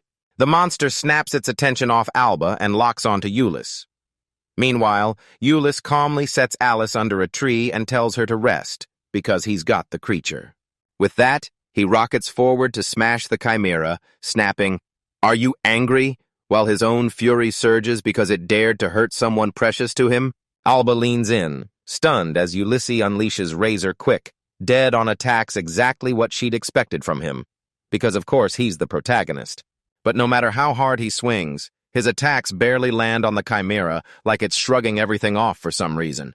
Alice tells them the monster can flip its weaknesses on the fly. What used to get hurt by blunt attacks suddenly shrugs them off, and that can only mean one thing. Magic is its weakness right now. Realizing it, Alba rockets back into the brawl and smashes the enemy with a lightning-charged kick.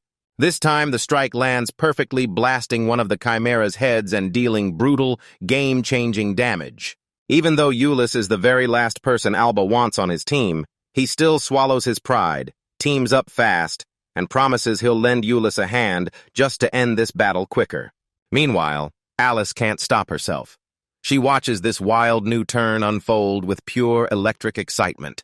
Ulyss corners Alba and demands a plan, but Alba snaps back that there's no master scheme, just one move they have to make. Ulysses nods, and the two of them smash forward in sync, charging the Chimera together. Alba launches first with a lightning kick, but the Chimera instantly flips its weakness again, so his attack hits like nothing. That moment hands Uli the perfect opening to smash in a hit. Then he tells them to keep trading attacks, and Alba nods and agrees.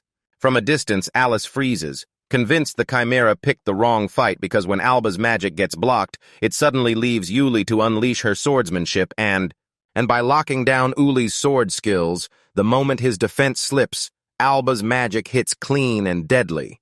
This teamwork turns them into a duo you can't beat the strongest first-year combination around. Ulyss gets hit with a wave of dread when he sees Alba's advanced lightning magic while Alba finds Ulyss's swordsmanship speed just as terrifying. Side by side, they wipe out the Chimera in a snap. No struggle at all. When it's over, Ulyss grabs Alba's shoulders and thanks her for getting Alice back safely. But Alice just waves it off and says, "It's okay." Ulysses shifts the conversation and blurts out, "Wait, how did Alba know both our names, when all they knew about me was from our duel?" Caught off guard, Alba just smirks and claims he always keeps tabs on the strong kids his age. Alice thinks it's childish, but it still feels believable because Ulysses is the strongest kid from their village. And even knowing that, Alba can't help asking if Ulysses and Alice are childhood friends, since they both grew up there. Ulyss says, "We grew up together," and that's why the sight of her being safe finally crushes the fear in his chest. Then Alice fires back, "So you were really that worried?" And Ulyss nods, "Yeah, she's basically my little sister." Hearing that, her face tightens with quiet sadness. She clicks her tongue and repeats the words, "Little sister." Right as this clicks in her mind, Alba snaps forward and punches Yuli in the face, blaring that she can be the older sister too, and the moment she does, Alba instantly sees Yuli is completely swamped. Ulyss tells them to head back, but because Ulyss and Alice are from the Holy Wolf group while Alba is Holy Horse, Alba refuses to bring anyone. She turns around and heads back alone. Yuli insists they should at least go halfway together, and Alice even tells him to stop acting so distant since they're friends, but he shuts it down fast, saying he can't stand being dragged along, even though the truth is darker in his eyes. They're basically walking death flags. Ulysses knows he's determined to go solo, so he backs off and accepts it without pushing any harder. Before they split up, Ulyss leans in and promises he'll never forget Alba's kindness. In his head, Alba snaps at Uli. "Don't you dare look at him with that sweet, kind smile." Because their destinies are sealed rival enemies, doomed to meet the day they kill each other. And honestly, it would have been way easier for the future if Ulyss had started off disliking him from the very beginning. As soon as they leave, Alba whips around to the nearest tree and demands who's there. Then he lets the mysterious watcher know he's been clocking them the whole time. He can't shake the feeling he's missing something, so he blurts out, "Is this invisibility magic?" But the other person just goes totally silent. Alba then shrugs and says, "Don't bother hiding once I'm in my lightning form. I can feel every presence nearby." He snaps again, "Hurry up and show yourself!" Gripping the fear that she might be the enemy, then she blurts in shock because he's able to spot her invisible camouflage technique that easily. The moment she shuts off the invisibility magic, the figure snaps into view, and it's Lily, leaving Alba stunned. Lily walks right up and says, "Hi, I'm Lily," because she's sure Alba has no clue who she is. Alba then leans in and asks how she even knows his name, and Alba shoots back that there isn't a single first-year student who doesn't know him. He follows right after that flashy duel display, and it totally throws Alba off. He's seething, wishing he'd never even dueled that dumb wall, and blaming the whole mess on him. He drops the subject and demands, "Lily, why were you hiding?" She answers that the moment she showed up, the chaos was already underway. Everyone was battling, so she just watched from the shadows. Then she drops a bombshell. This rare kind of magic is something she's only ever heard about from her master. Alba's like, "You mean my lightning?" And she shoots that down cold, telling him to focus on the Chimera. Right then, the Chimera starts turning to smoke. Alba freezes in pure shock as its whole body dissolves into nothing. Alice explains that the chimera vanished because its magical energy drained away like a phenomenon ripped from another dimension and copied by force, but it sails right over Alba's head, leaving him totally lost. So Alice keeps going, spelling out that this all ties back to her magical theory about how interdimensional weirdness gets fabricated. Even so, he's still clueless, so she snaps the name of the theory back out again, like the answer is right in front of him. She breaks it down for everyone making fire isn't magic. It's just smart tool use to whip up friction heat, and that law has always been woven into this world. Magic is different. It's the one thing that smashes the natural rules, conjuring fire from absolutely nothing. Someone used magic to conjure up a perfect copy of the chimera, then ripped it out of another world and dropped it into ours. When Alba hears this, she blurts out, "Did it vanish because it wasn't a real chimera, just one conjured with magic?" Lily confirms it, then explains it's a special kind of spell that regular people can't cast. Before Alba can even finish his thought, he realizes this magic was being used already, and right then, Lily chimes in. The attackers aren't just here to cause trouble, they're going after the students. The exact same mages who forged the chimera are watching every single second of this scene from a distance. One of them blurts out, shocked that a first year can actually take down a chimera, and then admits Kriana Academy is seriously impressive. The mage shrugs it off and says it's perfectly normal. Kriana Academy is one of the 3 biggest powers in the world, right there with the royal family and the church. The mage pushes the issue aside, calls her Yoru, and bluntly tells her she's out of mana, no more magic for her, so they instantly turn and retreat. Yoru the mage leans in, calls the other malady, and demands to know if another chance is coming. She fires back, telling Yoru to deal with it herself. Then Yoru snaps back that her powers aren't built for team fights, so the 2 mages teleport off without a second thought. Meanwhile, Alba is lost in thought because the just a tutorial moment in the game now screams the truth. His worst suspicion is dead on, and the whole scenario is flipping fast. He can't shake the feeling that the mages who summon magical beasts are somehow tied to his death flag, and if they're the ones standing in his way, he'll show them zero mercy. Lily then blurts that the chimera is gone, so she's sure the enemy isn't lurking in the forest anymore. Then Alba snaps that they're heading back to the others, and tells Lily to do the same. As he turns to leave, Lily blurts out, asking who taught him magic. Then he answers with a calm grin, "I taught myself." Lily freezes at that, stunned he's self-taught, and under her breath she murmurs something in another language. Before she blurts out that he's fascinating and admits she's taken a real interest in him. After she says that, she vanishes, and Alba is left stunned, because now he remembers this event lets the player grow even closer to Lily too. Meanwhile, Celia rushes to patch up the injured students while Elena battles the monsters to the last one, and then they start vanishing, monster by monster. Alice's eyes widen. She knows someone did this, and Lily just covers her mouth and giggles to herself, like she's in on a secret. Alba fumes as he realizes he accidentally raised his death flag right alongside all the other heroines. But the moment he makes it back to Elena and Celia, a wave of relief smashes into him because everyone's safe. At the academy, Black Cat barges in and fires off a report to the headmaster, making it crystal clear no one died.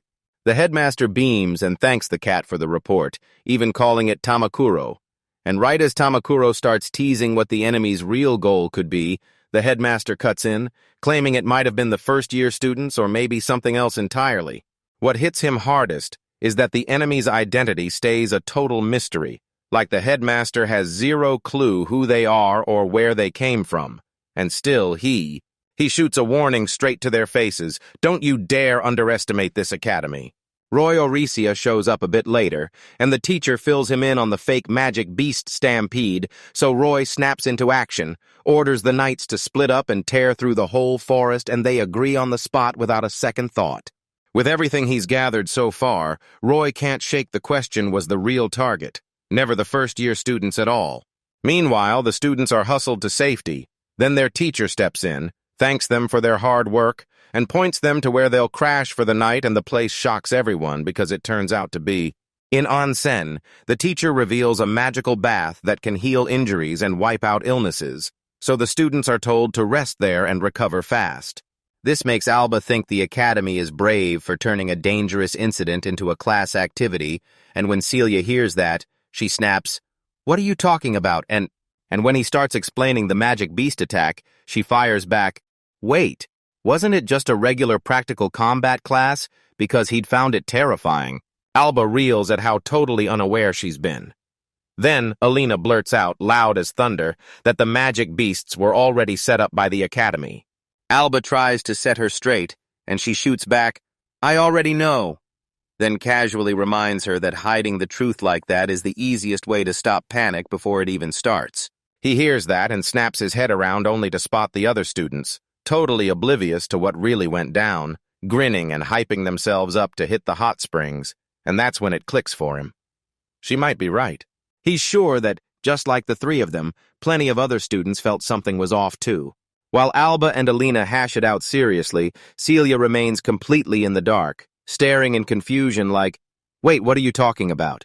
She snapped that she didn't get a single thing, and that instantly made Alina choke out an apology, then promised she'd explain everything clearly. Later, as Alba face plants on the tatami and rolls around like he owns the place, another student yells, "What are you doing?" And Alba grins, "I'm savoring these mats and feeling the soul of Japan." And just like that, another student goes, "Wait, what does that even mean?" These moments snap him back to reality. Yeah, this is a game world, so that wild blend of Japanese and Western style makes perfect sense. Just as one student's stomach starts growling, another snaps, "Dinner comes after the bath," so they bolt for the hot springs right away, trading warnings like, "Don't you dare peek into the women's bath." And when Alba hears that, something clicks in her mind. In the Kriana fantasy world, there's a secret optional event where you can try to catch a glimpse during the women's bath. If they're picked, the player gets to see the heroines in a revealing way, but the moment it happens, their affection crashes to -1, and romance with them goes completely dead. There's a secret element you're supposed to steer clear of if you want to finish the game clean, but Alba doesn't want to boost affection with the heroines, so he starts to wonder if triggering this event could be the trick to dodge his death flags. Later, he shows up at the hot springs with the rest of the students, right on time. While he spirals over that possibility, he hears the girls chatting on the other side of the wall, and suddenly their faces pop into his head with shocking clarity. Nervous sweat pours down his spine, but he tells himself he's not really itching to peek. He's only doing it to dodge death flags. Just then, Ulysses snaps his attention, calling out, "Hey, you okay?" Because it looks like he's totally lost in his own head. As Alba answers with shaky nerves, Ulysses snaps, "What's with that look?" Alba forces out, "Everything's fine, the timing's perfect." Then, without giving himself time to panic, he dives into the hot spring, realizing he can't stand being pathetic like that after all. Meanwhile, on the other side of the wall in the women's quarters, Alina beams at Alba, thanking her for stepping in and helping her through the whole wall ordeal. Then she quizzes Celia, "Do you like Alba, since she lives with him?" And Celia panics and blurts out a nervous denial. She tells him, "Just like Alina, I'm thankful to Alba for saving me," then adds, "And I truly believe he's an incredible person, someone I can respect." Right then, Alice suddenly pops up beside them and blurts that Alba saved her too, so Celia and Alina, who've never seen her before, immediately press, "Who are you?" Alice bursts in with her name Alice from the Fenrir group, and then Alina and Celia fire back with their own introductions. A few heartbeats later, Alice tells them that Alba saved her from the Chimera, and Celia doesn't even blink. She just shrugs and says that's exactly what Alba does. Alice nods along, and then, since they're already talking about that chimera, she adds one more detail. Once it was defeated, all the other magic beasts vanished too. Once Alina realizes this, her suspicions harden. Someone really did set off that fake stampede to hunt the students. Celia can't shake the fear, and she keeps asking herself, who would dare pull something like that? She catches Alice's stare, confronts her, and Alice shoots back with one crazy question. "So are you the Saintess?" As Celia confirms it, Alice suddenly snatches a specific spot on her. Celia gasps and screams, begging, "I can't take this anymore." Alice blurts out an apology, claiming she's just too thrilled to touch the Saintess to think straight, while Celia cuts in and tells her she doesn't have to do any of that. Seeing it, Alina snaps that Celia is a total hypocrite because Celia had pulled the exact same stunt on her just minutes earlier. The instant he heard the scream, Alba unleashed his lightning and rocketed over the wall in a flash, snagging a perfect view of the girl's side of the hot spring. "That's not all right when they spot him with Celia," the girls shriek. Celia blasts him as a pervert, and Alice, without her glasses, strains to see if Alba is fully naked. Alba tries to blurt out that he only panicked after he heard the scream, but he barely gets a word out before Alina hurls a wooden bucket and nails him right in the face. As Alba tumbles down, Uli snaps back that he gets why he rushed over after the scream, but he still won't accept it when someone can't resist peeking. And he makes it crystal clear don't use lightning near a hot spring because, besides Uli, everyone else keels over from the shock. Alba pushes all that aside and can't help wondering, does this chaos even count as him peeking and pulling off the win? Later, Uli blurts out an apology once she realizes the chaos was all Alice's doing, and she makes Alice apologize too, then adds, "The saintess I worshipped was right in front of me, so I couldn't just hold it in." While Celia blames herself for screaming that loud, Alba shoots back that Alice is nothing but a troublesome girl. Alice snaps that Alba is only jealous of the view she got, and Alba shoots back fast, "No, it's not that." But Alina and Celia don't buy it for a second. Their hostility is brutal, and even though it eases off their attention, it still leaves a sting in his heart. Euless leans in and blurts that the saintess isn't just important, she's personal to them, and Celia snaps, "Wait, what do you mean?" He tells them their childhood village is packed with legends about one hero who once guarded the goddess of fate, and Alice chimes in that they've been taught her teachings since they were kids. So for them, the saintess isn't just a title, she's everything. And just like that, Alina calls it out.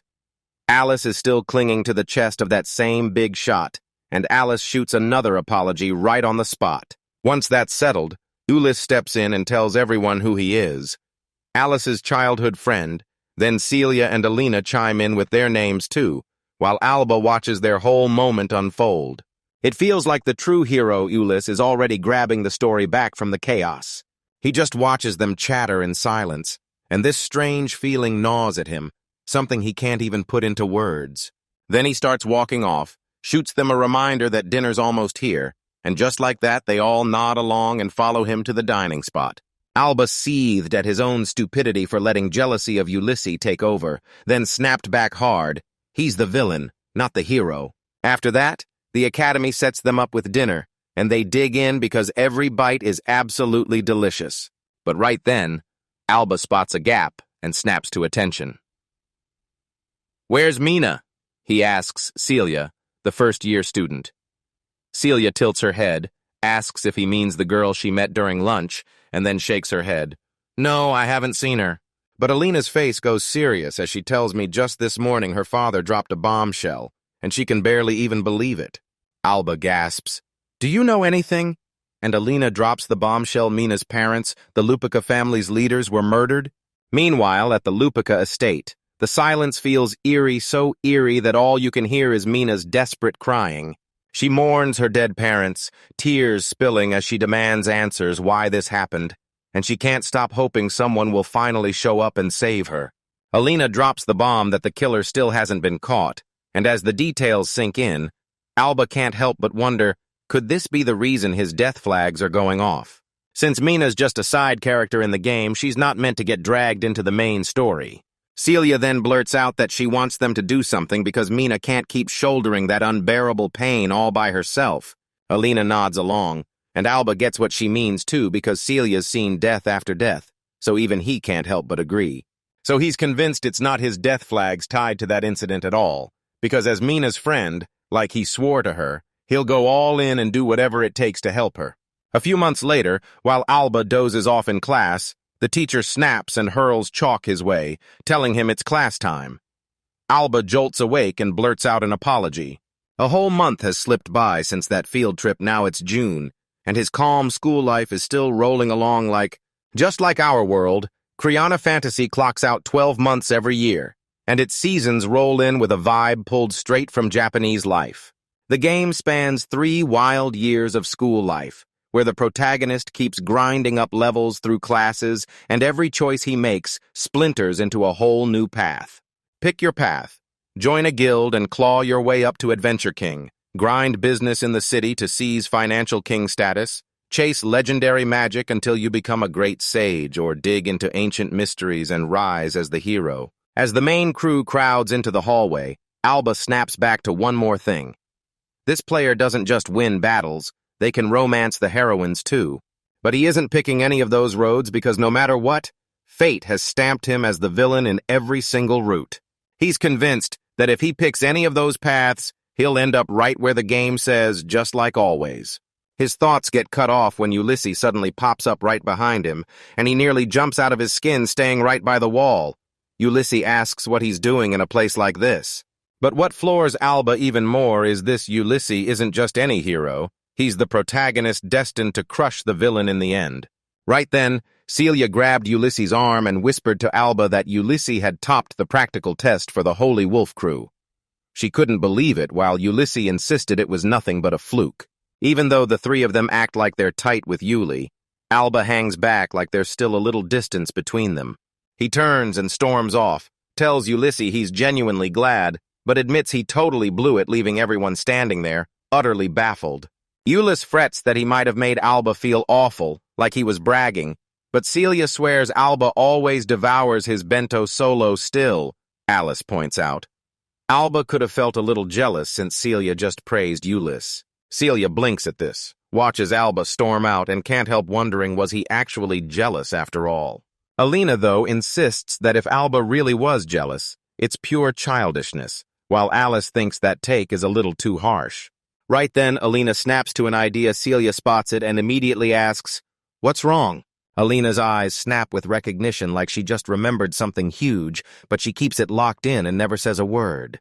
Meanwhile, Alba swears his life right now will keep him from ever turning into the villain the original Alba was in the game, so he dodges the main characters like they're trouble, vanishing into the mountains to isolate himself and spend his days alone. Right then, someone strides up to him and asks, "So are you going for another nap?" The second he snaps his eyes open and sits up, he's staring at Mina. Yes, the very Mina standing there. And man, it's been ages since they last met after her parents passed away, and she invites him to grab lunch together. And like it or not, because she's a supporting character and absolutely not tied to his death flags, he says yes. Since she's got nothing to do with his death flags, he can finally open up to her without fear, and that freedom makes him ridiculously happy. After they finish eating, he brings up the news he heard about her parents passing, then tells her straight up, "I'm here for you, no matter what." He reminds her of his promise and swears he'll help her just like he promised. And when she hears it, she thanks him with all her heart, relieved she came to see him. Tears streak down her face, but her grin lights up as she blurts out that she just knew talking to him would lift her spirits. Right on cue, Celia bursts in, and the moment she spots Mina, they break into a bright greeting, like old friends meeting again. Celia practically beams that Mina's here, then asks if she should invite her too, right when Mina turns the question around and asks what the invitation is. And Celia tells them it's the post-school gathering at her place. She's throwing a party, and while Mina's totally lost, Alba is even more baffled, trying to figure out what the heck the party is for. Later, they step inside the house and bam! It's a full-on birthday party for Alba, with everyone exploding confetti and shouting birthday wishes for him. That surprise slams into him, because it looks exactly like a birthday event in the game, one that pops up depending on the date you plug in when you set up your profile. To top it off, the heroine everyone adores shows up to celebrate the player's birthday. And this time, all 4 heroines are there together. And get this, the date lines up with his real birthday too, so if he hadn't been reborn, he would have been stuck celebrating alone. Turns out Alina remembered his birthday was on June 6th, and that fact annoys Celia a bit, because she's hearing it for the very first time. Alice then leans in and asks if he'd been sulking back then since nobody bothered to wish him a happy birthday. Alina calls it childish, but Alba is completely stunned, because he had no clue. Uli quickly apologizes for showing up empty-handed, admitting he couldn't prepare a gift on such short notice. Alina shrugs it off, grinning that she's just thankful they can all get together and celebrate Alba's birthday, while Celia snaps back that it's Alba's fault for never speaking up. Then Alice goes, "Wait, Alina knew it was his birthday and you still hit him with that tsundere routine." And Alina instantly turns red with embarrassment. Mina brushes that aside, then steps up and introduces herself as Mina from the Holy Bird group, thanking everyone for letting her join. Alice and Yuli pop in and introduce themselves, and Alice blurts that it's way more fun when everyone's together. Mina instantly jumps in, grateful for their company. Elena lets out a huge sigh of relief when she sees Mina is finally okay, and Mina shoots back her thanks right away. Then Elena adds that the Persia family has Lupica's back, so Mina can lean on them anytime she needs help, and Mina nods with pure, overflowing gratitude. Even though they've met before, Celia pops in and reintroduces herself, then greets Mina, who thanks her again, just as warmly as before.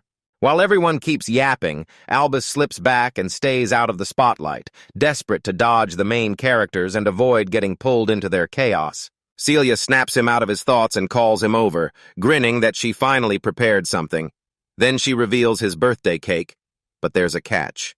Even though Alba hasn't changed his mind, he's starting to feel like, sometimes, you just have to let everything go and dive headfirst into the moment. Celia strides right up to him, tells him to make a wish, and blows out the candle.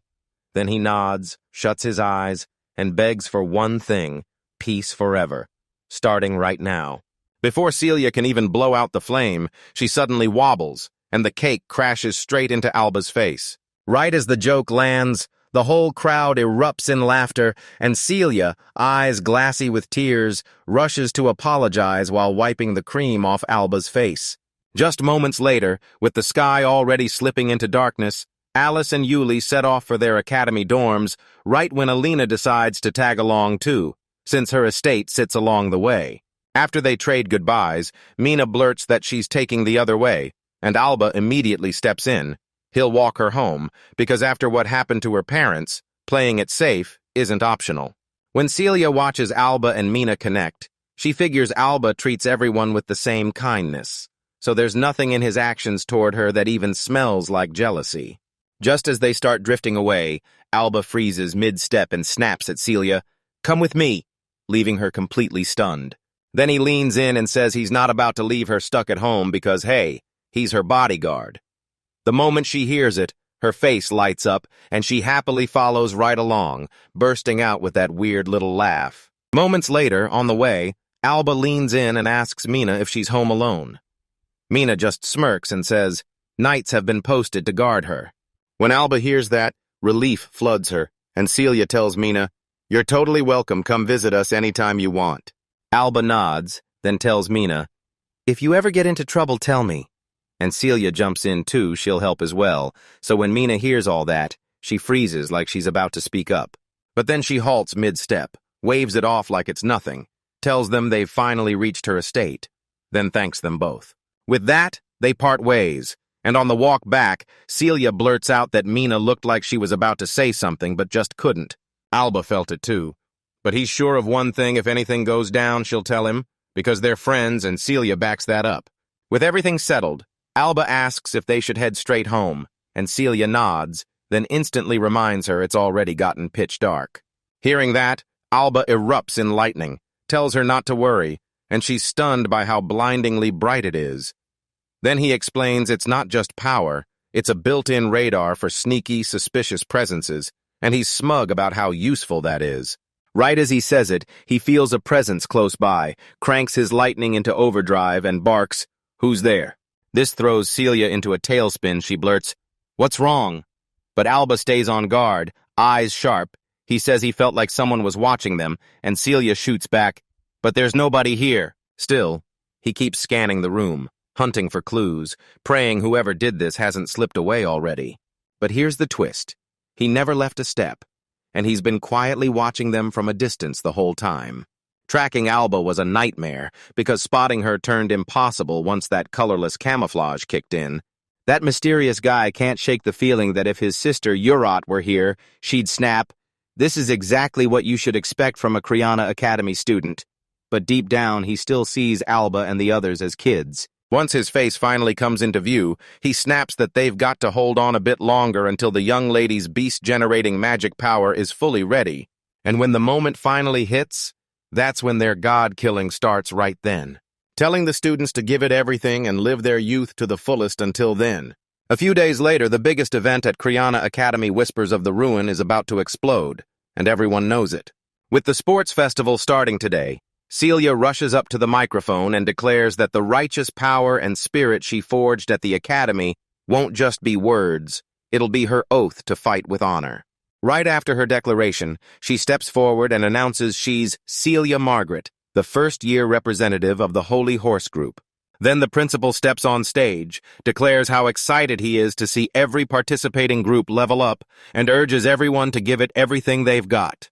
In the game, you jump into the contest with your starting team, and if you pull off the win, the heroine's feelings shoot up.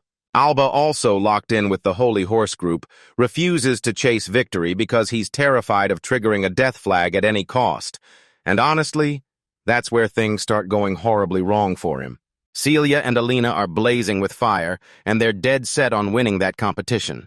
Celia is buzzing because this is her very first sports festival, while Alina's out to snatch victory for the Persia family. So with Alba unable to change their minds, he just lets out a heavy sigh at how fired up they all are. Then they push Alba to lock in and go all out for the win, and all he can do is nod along, agreeing to it. Right then, Alice from the Holy Wolf crew snapped at them to slow down, swearing her team will be the ones to claim victory, while Uli fired back, "We're not losing." 3 girls start snapping at each other over who gets to claim victory, and then Alba drops this "the main character always wins" line, making Uli totally freeze in confusion. Mina from the Holy Bird group then snaps her attention to Alba, declares she won't lose either, and strides in to greet everyone. Alice snaps back that she's going all out. Celia grins and declares that today everyone's enemies, and Alina says they should go for a fair fight. Mina immediately agrees. Everyone nods along, and she says she wants to fill their days with good memories, yet Ulysses immediately warns them that the Holy Bird crew is packed with serious magical power, so they can't afford to drop their guard for even a second. Right as he says it, the girl behind them bursts into giggles out of nowhere, scaring the life out of everyone. Turns out it's Lily from the Holy Bird group. She spots Mina's raw magical power hiding under the surface, blinks, and can't help but ask out loud what kind of magic Mina is about to unleash. After that, she bursts into more laughter and saunters off, while Alba snaps that she can't just leave with a laugh that's strange. Watching them, Euless clocks Alba as weird for even knowing her, but Alba just shrugs, because back in another future, he might have ended up with her himself. Right after that, Kate Sith steps up and announces he'll be running the show, calling the action and tracking the progress. Then he slams down his first event, a full-on running race. In this race, the rules hit hard. No magic allowed. This is a stamina showdown. When the announcer blasts the call, Mina, Celia, and Alice step up, and their crew erupts, cheering them into the sprint. The moment Kate Sith throws the signal, the whole squad explodes into motion. Alice surges ahead. Mina and Celia barrel in right behind her, and then Alice grins, saying she moves this fast because she grew up tearing through mountain races with Ulysses.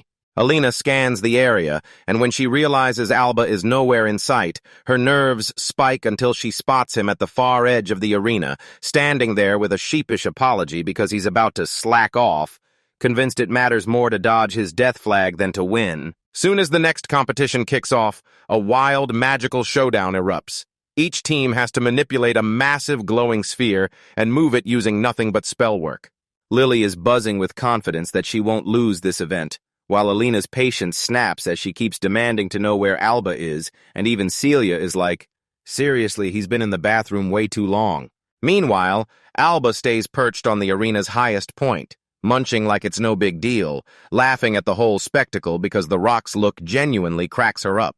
Soon the whole contest jumps to the next trial, a strength test disguised as a mock battle.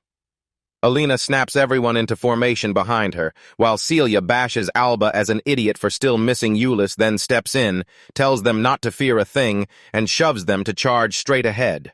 Right as he finishes, Kate Sith blazes in and declares the weapons aren't lethal at all.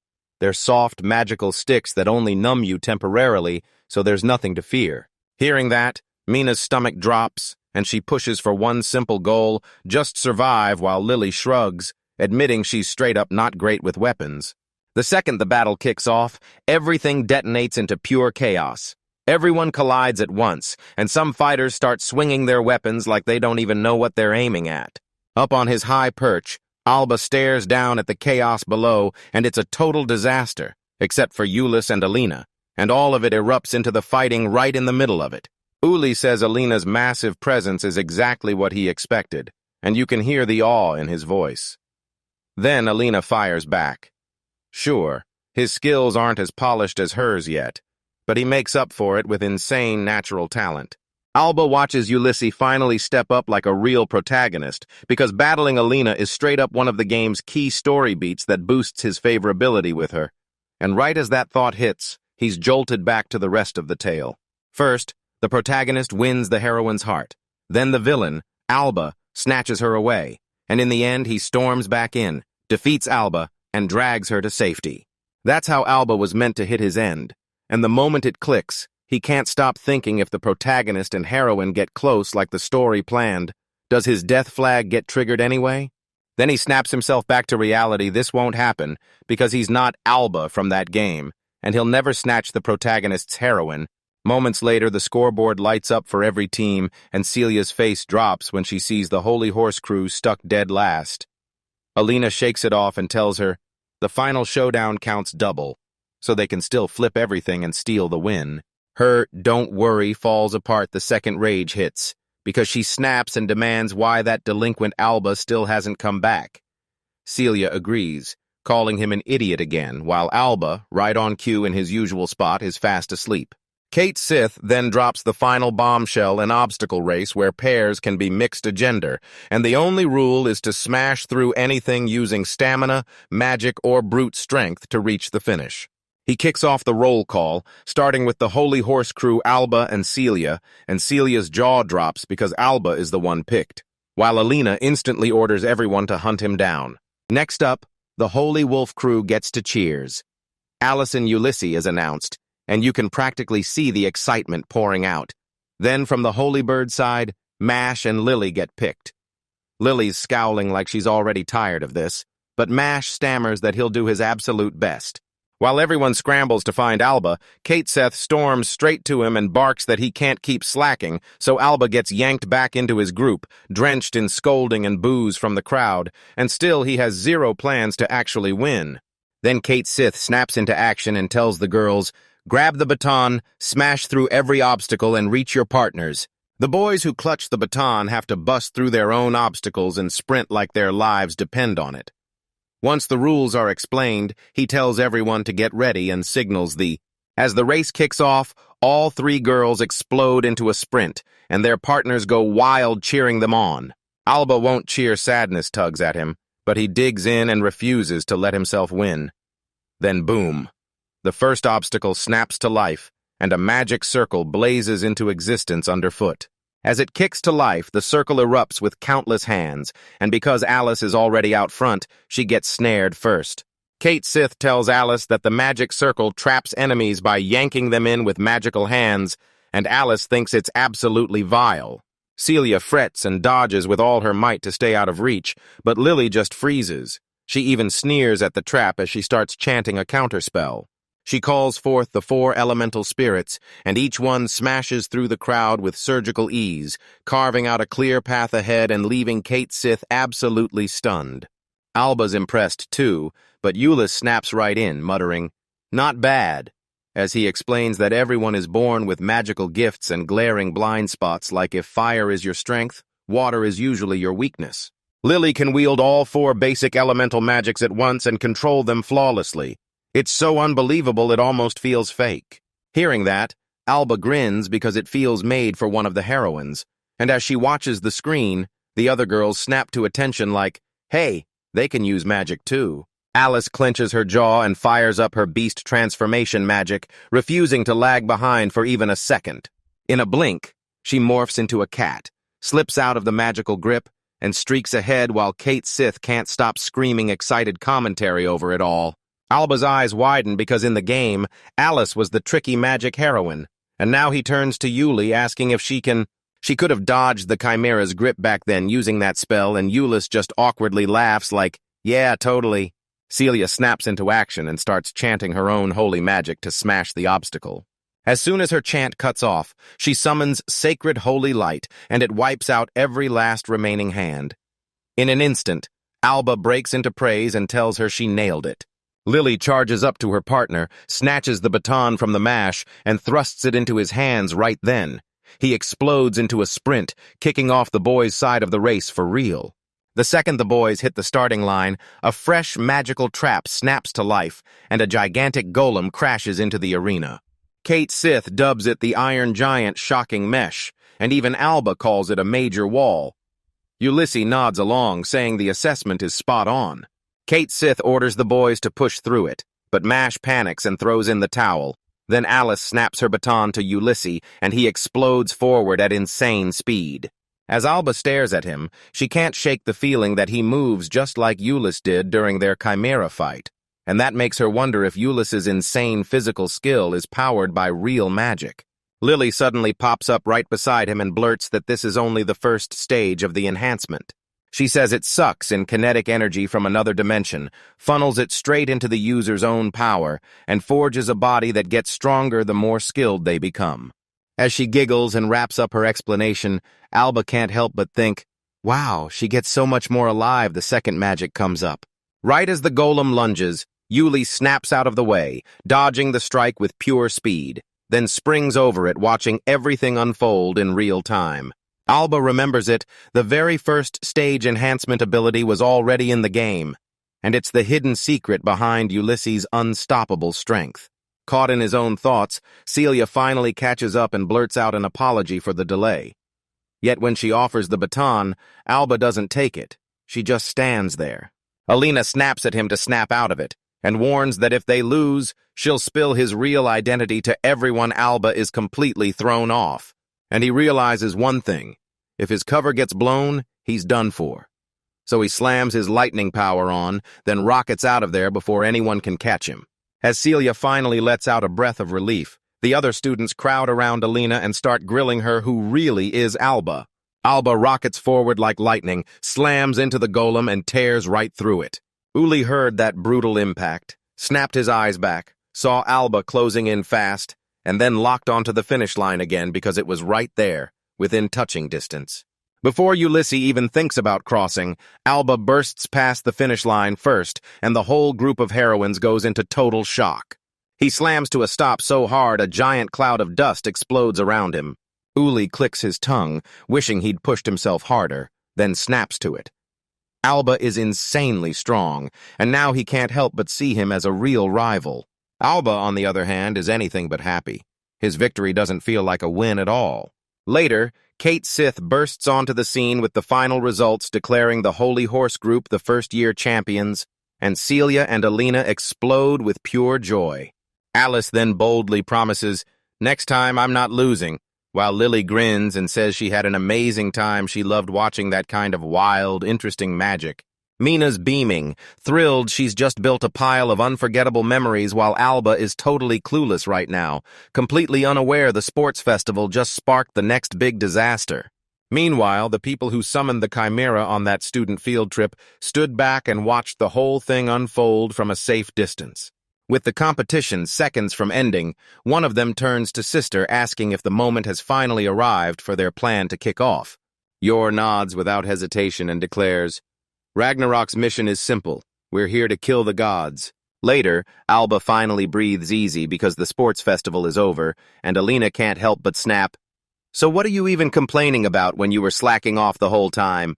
He fires back, telling her not to rage because they won in the end, and everything turned out great, and Alina snaps that she thought he'd changed. But nope, he's still a delinquent. Alba drops all of that and blurts, "Where's Celia?" And Alina shoots back that Celia is still stuck in the changing room. She tells Alba that Mina wants to talk to Celia about something, and Alba's mind instantly starts racing over what on earth it could be. Meanwhile, in the locker room, Celia storms in, then leans in and asks Mina what she wanted to talk about. Right as Celia starts wondering if this is love advice or something, Mina's voice shakes as she blurts out, "Can I do it?" And it completely leaves Celia stunned. Mina keeps pushing, asking Celia if she'll sacrifice something just to protect what matters most. And that question completely blindsides Celia, and she can tell Mina's heart is crushed for real. Mina blurts out again, "What do you do when you have to lose something huge just to save something else that matters?" Celia then blurts out, "Humans have 2 hands, 2 legs, and 1 head, and with a body built like that, she swears it's impossible to pick both. She says the only beings who can have everything are gods, so weak humans get shoved into brutal choices about what they grab, where they go, and what they dare to pick. They've got to make the call even if it means losing sleep, getting hurt, or paying a price. So yeah, these choices are handed to humans for a reason. Celia thinks that's exactly why Mina's decision should feel priceless and be something she can stand tall and be proud of. And just like that, Celia leans in and tells Mina if she's hurting and torn over some gut-wrenching choice, Celia will respect whatever decision Mina makes. Hearing that, Mina snapped into tears, thanked them with all her heart, and felt it for sure this person was the real deal, a true saintess. She's convinced Celia will get an apology too, until that twists everything and leaves her totally baffled. Just then, a huge guy in a black cloak materializes behind Celia, yanks her into his grip, and growls that he's finally found her. Shocked and totally lost, Celia demands to know who he is, then whips around and yells for Mina, who rushes in with a heartfelt apology. Mina crumples into tears, sobbing that she lost her mother and father, and she can't bear losing anyone else again. Then she starts apologizing, gasping through the hurt. Then Celia finally clicks this choice is ripping Mina apart inside, and the giant man tells her, "I'm taking you to our crew Ragnarok." Meanwhile, Alba loiters outside the school when Ulysses and Alice sprint up, asking why he hasn't gone home yet. He tells them he's just waiting on Celia, but she's running so late that Alina storms off to fetch her. So when Ulysses hears it, he immediately asks if everything's okay, and Alice can't resist teasing him about it. Right then, the three of them got slammed by a massive surge of raw magical power, and it jolted them all to their core. But nope. Before the dust even settles, everyone gasps when a giant elephant monster stomps into the school out of nowhere. While Ulysses and Alice freeze in shock at the giant elephant, Alba instantly clocks it as the behemoth, the legendary monster from the game, kept hunting him down, and it smashed him again and again. The principal wastes no time. He snaps at the teachers to evacuate every single student right now. The principal can't shake the feeling that this is no accident right after the festival. It caught them by surprise, but the moment he sees how it popped up out of nowhere, he realizes he might be looking at exactly what he's afraid it is. Alice drops the truth on everyone, and that nagging suspicion slams into place. This giant is nothing but an imitation. Alba nods along, and she's like, "Yep, this is exactly what happened on that field trip." He remembers Lily's warning.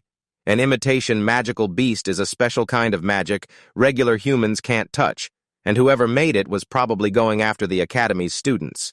Just then, Alice snaps, "Look!" because a huge wave of goblins has burst out of nowhere and swarms right into view. Once Ulysses clocks their direction, he blurts out that they're walking straight into disaster toward the school building packed with students. So Alba snaps to it and remembers Celia, Alina, and Mina are inside too. With terror gnawing at him, he snaps his lightning magic on and rockets straight through the monster horde. While Yoru, the woman behind the whole monster summon, stands on the back of a giant elephant and barks an order, sending it into full rampage mode. Inside the locker room, the towering man clutches an unconscious Chelia in his grip, while beside him a cloaked girl looms, demonic vibes rolling off her. That giant man snaps that Yoru's power is tearing up the whole outside world, and the demonic girl grins, saying, "Yep, this is exactly how it was supposed to play out." Right as the giant man pushes the plan to bring Celia back, Alina bursts out of nowhere and slams into him, snarling, "Let her go!" As the giant man rips into tears, yelling that this wasn't supposed to happen, Alina, who just struck him, stares in shock, because as his arm hits her, it feels like solid rock, and she can't even figure out what he's supposed to be. The demonic girl snaps, calls the giant man Dodara, and orders him to go back first. The moment he agrees, the earth beneath him starts to churn and lift, and he sinks into it slowly, helplessly, as if the ground is swallowing him. Alina spots it instantly. He's packing earth magic, and she bolts forward to attack, yelling at Celia to hang on.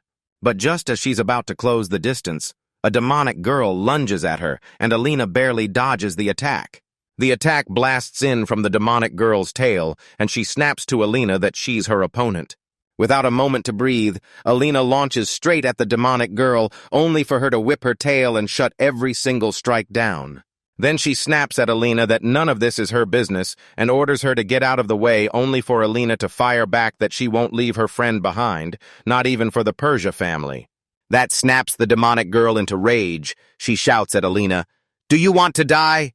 And Alina fires back that for her, abandoning a friend is worse than death. Then she fires off the Persia family sword technique, parries the tail's strike, whirls it away, and slings it right back at the demon girl.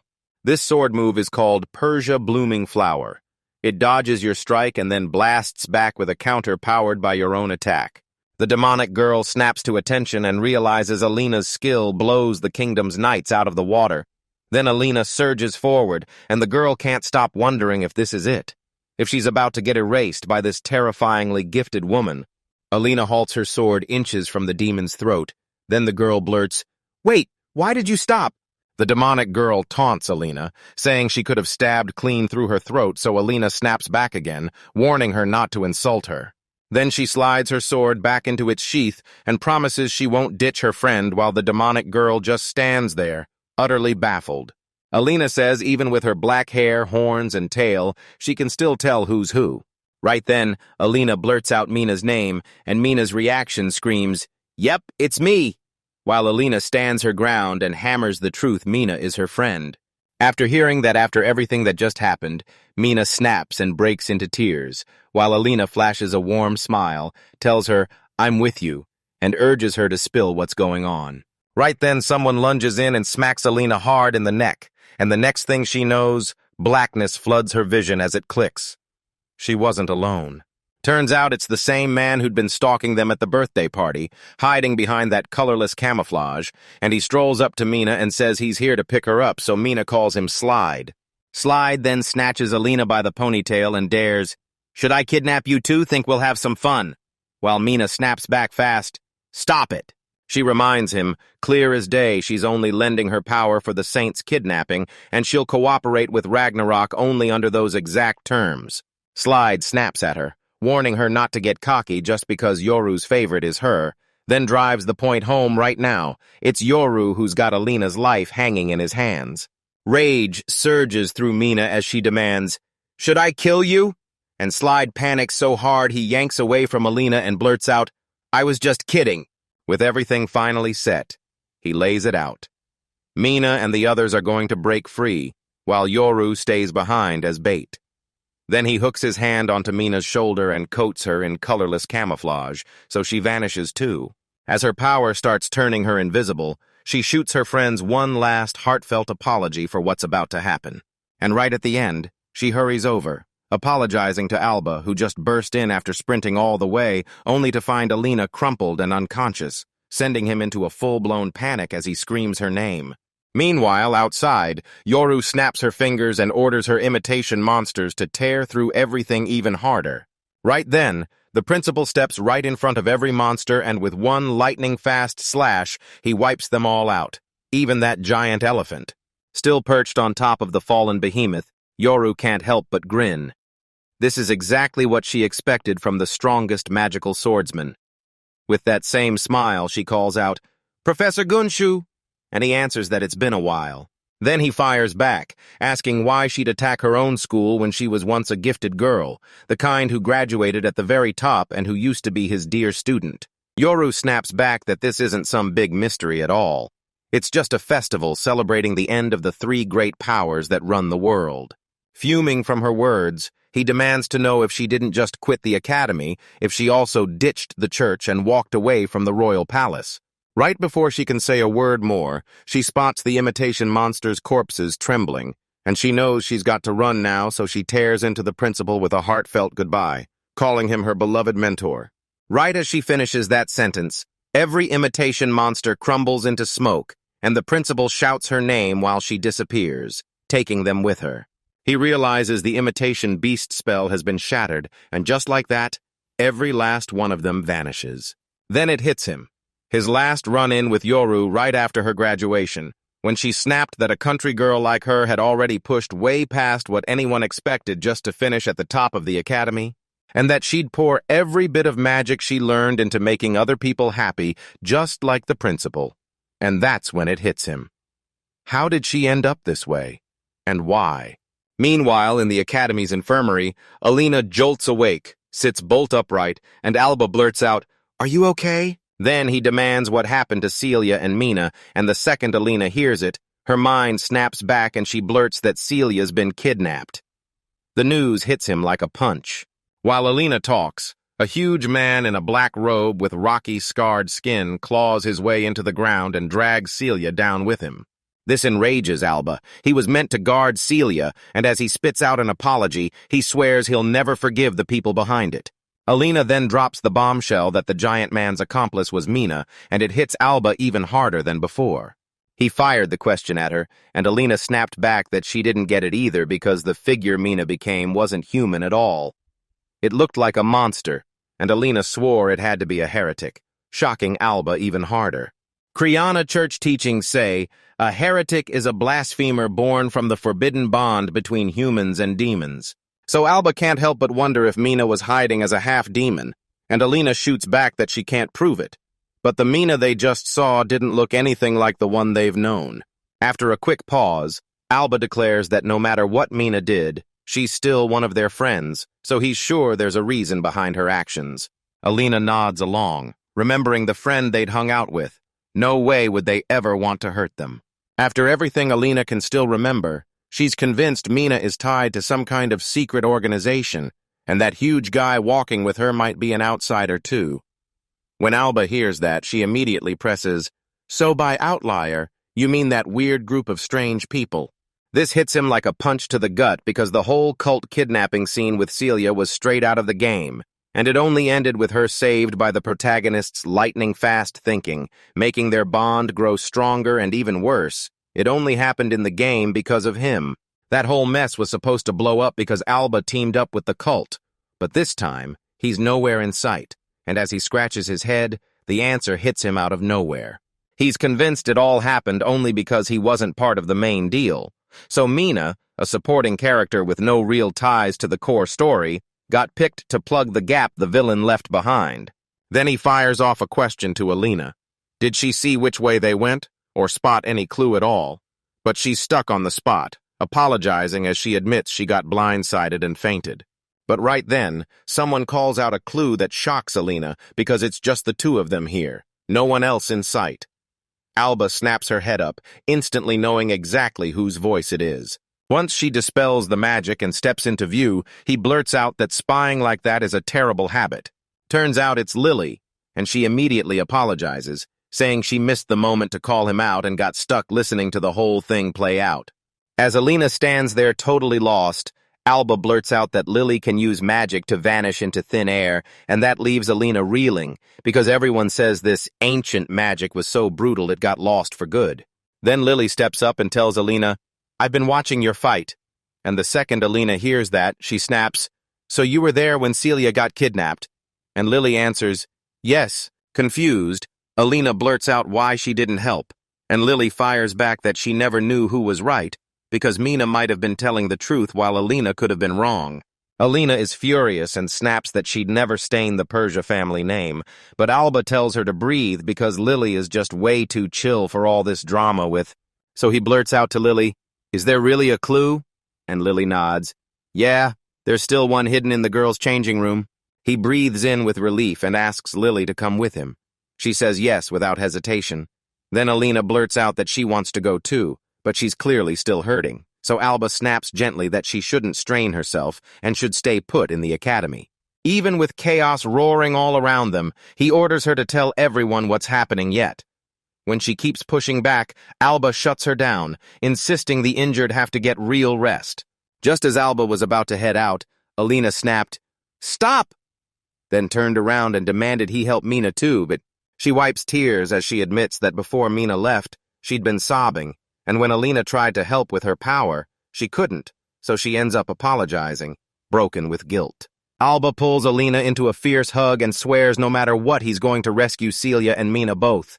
He also thanks her, tells her she did great and should just stay put for now, and she fires back a thank you right away. Soon they burst into the changing room, and Lily tells him this when those fake magical beasts showed up. She'd been hunting for the real source of that magical power. That's when she finally witnessed everything Celia getting dragged into the giant man's grip. while Mina instantly slipped into a whole new disguise. She admits she was trying to read the whole situation and figure out what was happening until Alina crumpled to the ground and Alba rushed in. As soon as Alba hears it, she demands the clue and starts hunting it down. And Lily tells everyone that the earth magic the giant man used to smash his way into the ground eats an insane amount of power, so she's convinced there are still leftover traces of his magic clinging to the earth. After that, she fires up her skills and starts picking up faint magic fragments in the air, enough to track their way straight to Dodara, the giant man. Alba asks if you can really track magic fragments like that at all, and Lily admits that most other students wouldn't stand a chance. When she can do it, Alba's stomach drops because this is exactly what you'd expect from the strongest magic user, the heroine's, and the sage's disciple. So he blurts out, will she lend him her power to save a precious friend? Sure, it makes sense that losing Celia would save him from death flag hell, but nope. He ignores the logic and follows his heart anyway. Lily then nods and jumps in, telling him she's sure it's the right thing to do. No question. Meanwhile, a runner is tearing through the mountain trails just outside Kriana, leaving the dust behind. And turns out that mystery person is none other than Ulysses. Only, he doesn't show up solo. Right after Ulysses bursts into a sprint toward the mountains, Alice is right there beside him, still trapped in the shape of a bird. Uli then blurts out an apology, I found it, and Alice just freezes, totally confused as she fires back, what are you talking about? He tells them that when the headmaster stared down that behemoth, he spotted a figure perched on its back, and that's when he knew the person was the one who hit the academy. As soon as the magical beasts vanished, he spotted Yoro streaking away from the behemoth and took off after her without wasting a second. And then Alice leans in and asks whether he finally managed to track down where the culprit went. Ulysses finally admits the truth, he couldn't catch up, and the culprit left him in the dust. Alice is stunned to hear he got outpaced so badly, yet even worse, Ulysses admits he burned his first stage local improvement just to chase the runner down. That's what convinces him the Academy's attacker isn't some weak, half-baked opponent. When Alice pushes them to head back to the Academy, Uli suddenly spots brand new footprints and his gut screams they're from the culprit. But then Alice steps in, orders him to back off, and bam, she morphs into a dog. She starts sniffing the footprints like crazy, urging him to follow the scent straight to the culprit. Ulysses praises her with a hearty, great job, and the two of them kick into motion, tracking that scent like hunters. Meanwhile, in the very same mountain range, Alba bursts in with Lily riding piggyback across his back. She's flying while he sprints like lightning. They keep chasing those glowing magical traces, and Alba demands, are we close? Lily grins and says, yeah, we are. Hearing that, he tells her to grip on tight because he's about to floor it again, and she nods, ready. As they close in, Alba shoots Celia a silent command, wait a little longer for him. Meanwhile, deep inside a wrecked temple, Yoru blasts the news to Ragnarok, the Saintess is captured, and the second everyone hears it, they erupt into a chant of her name and right. Right there, behind cold iron bars, Celia is trapped, and as her consciousness crawls back, she gasps and calls out Alba's name.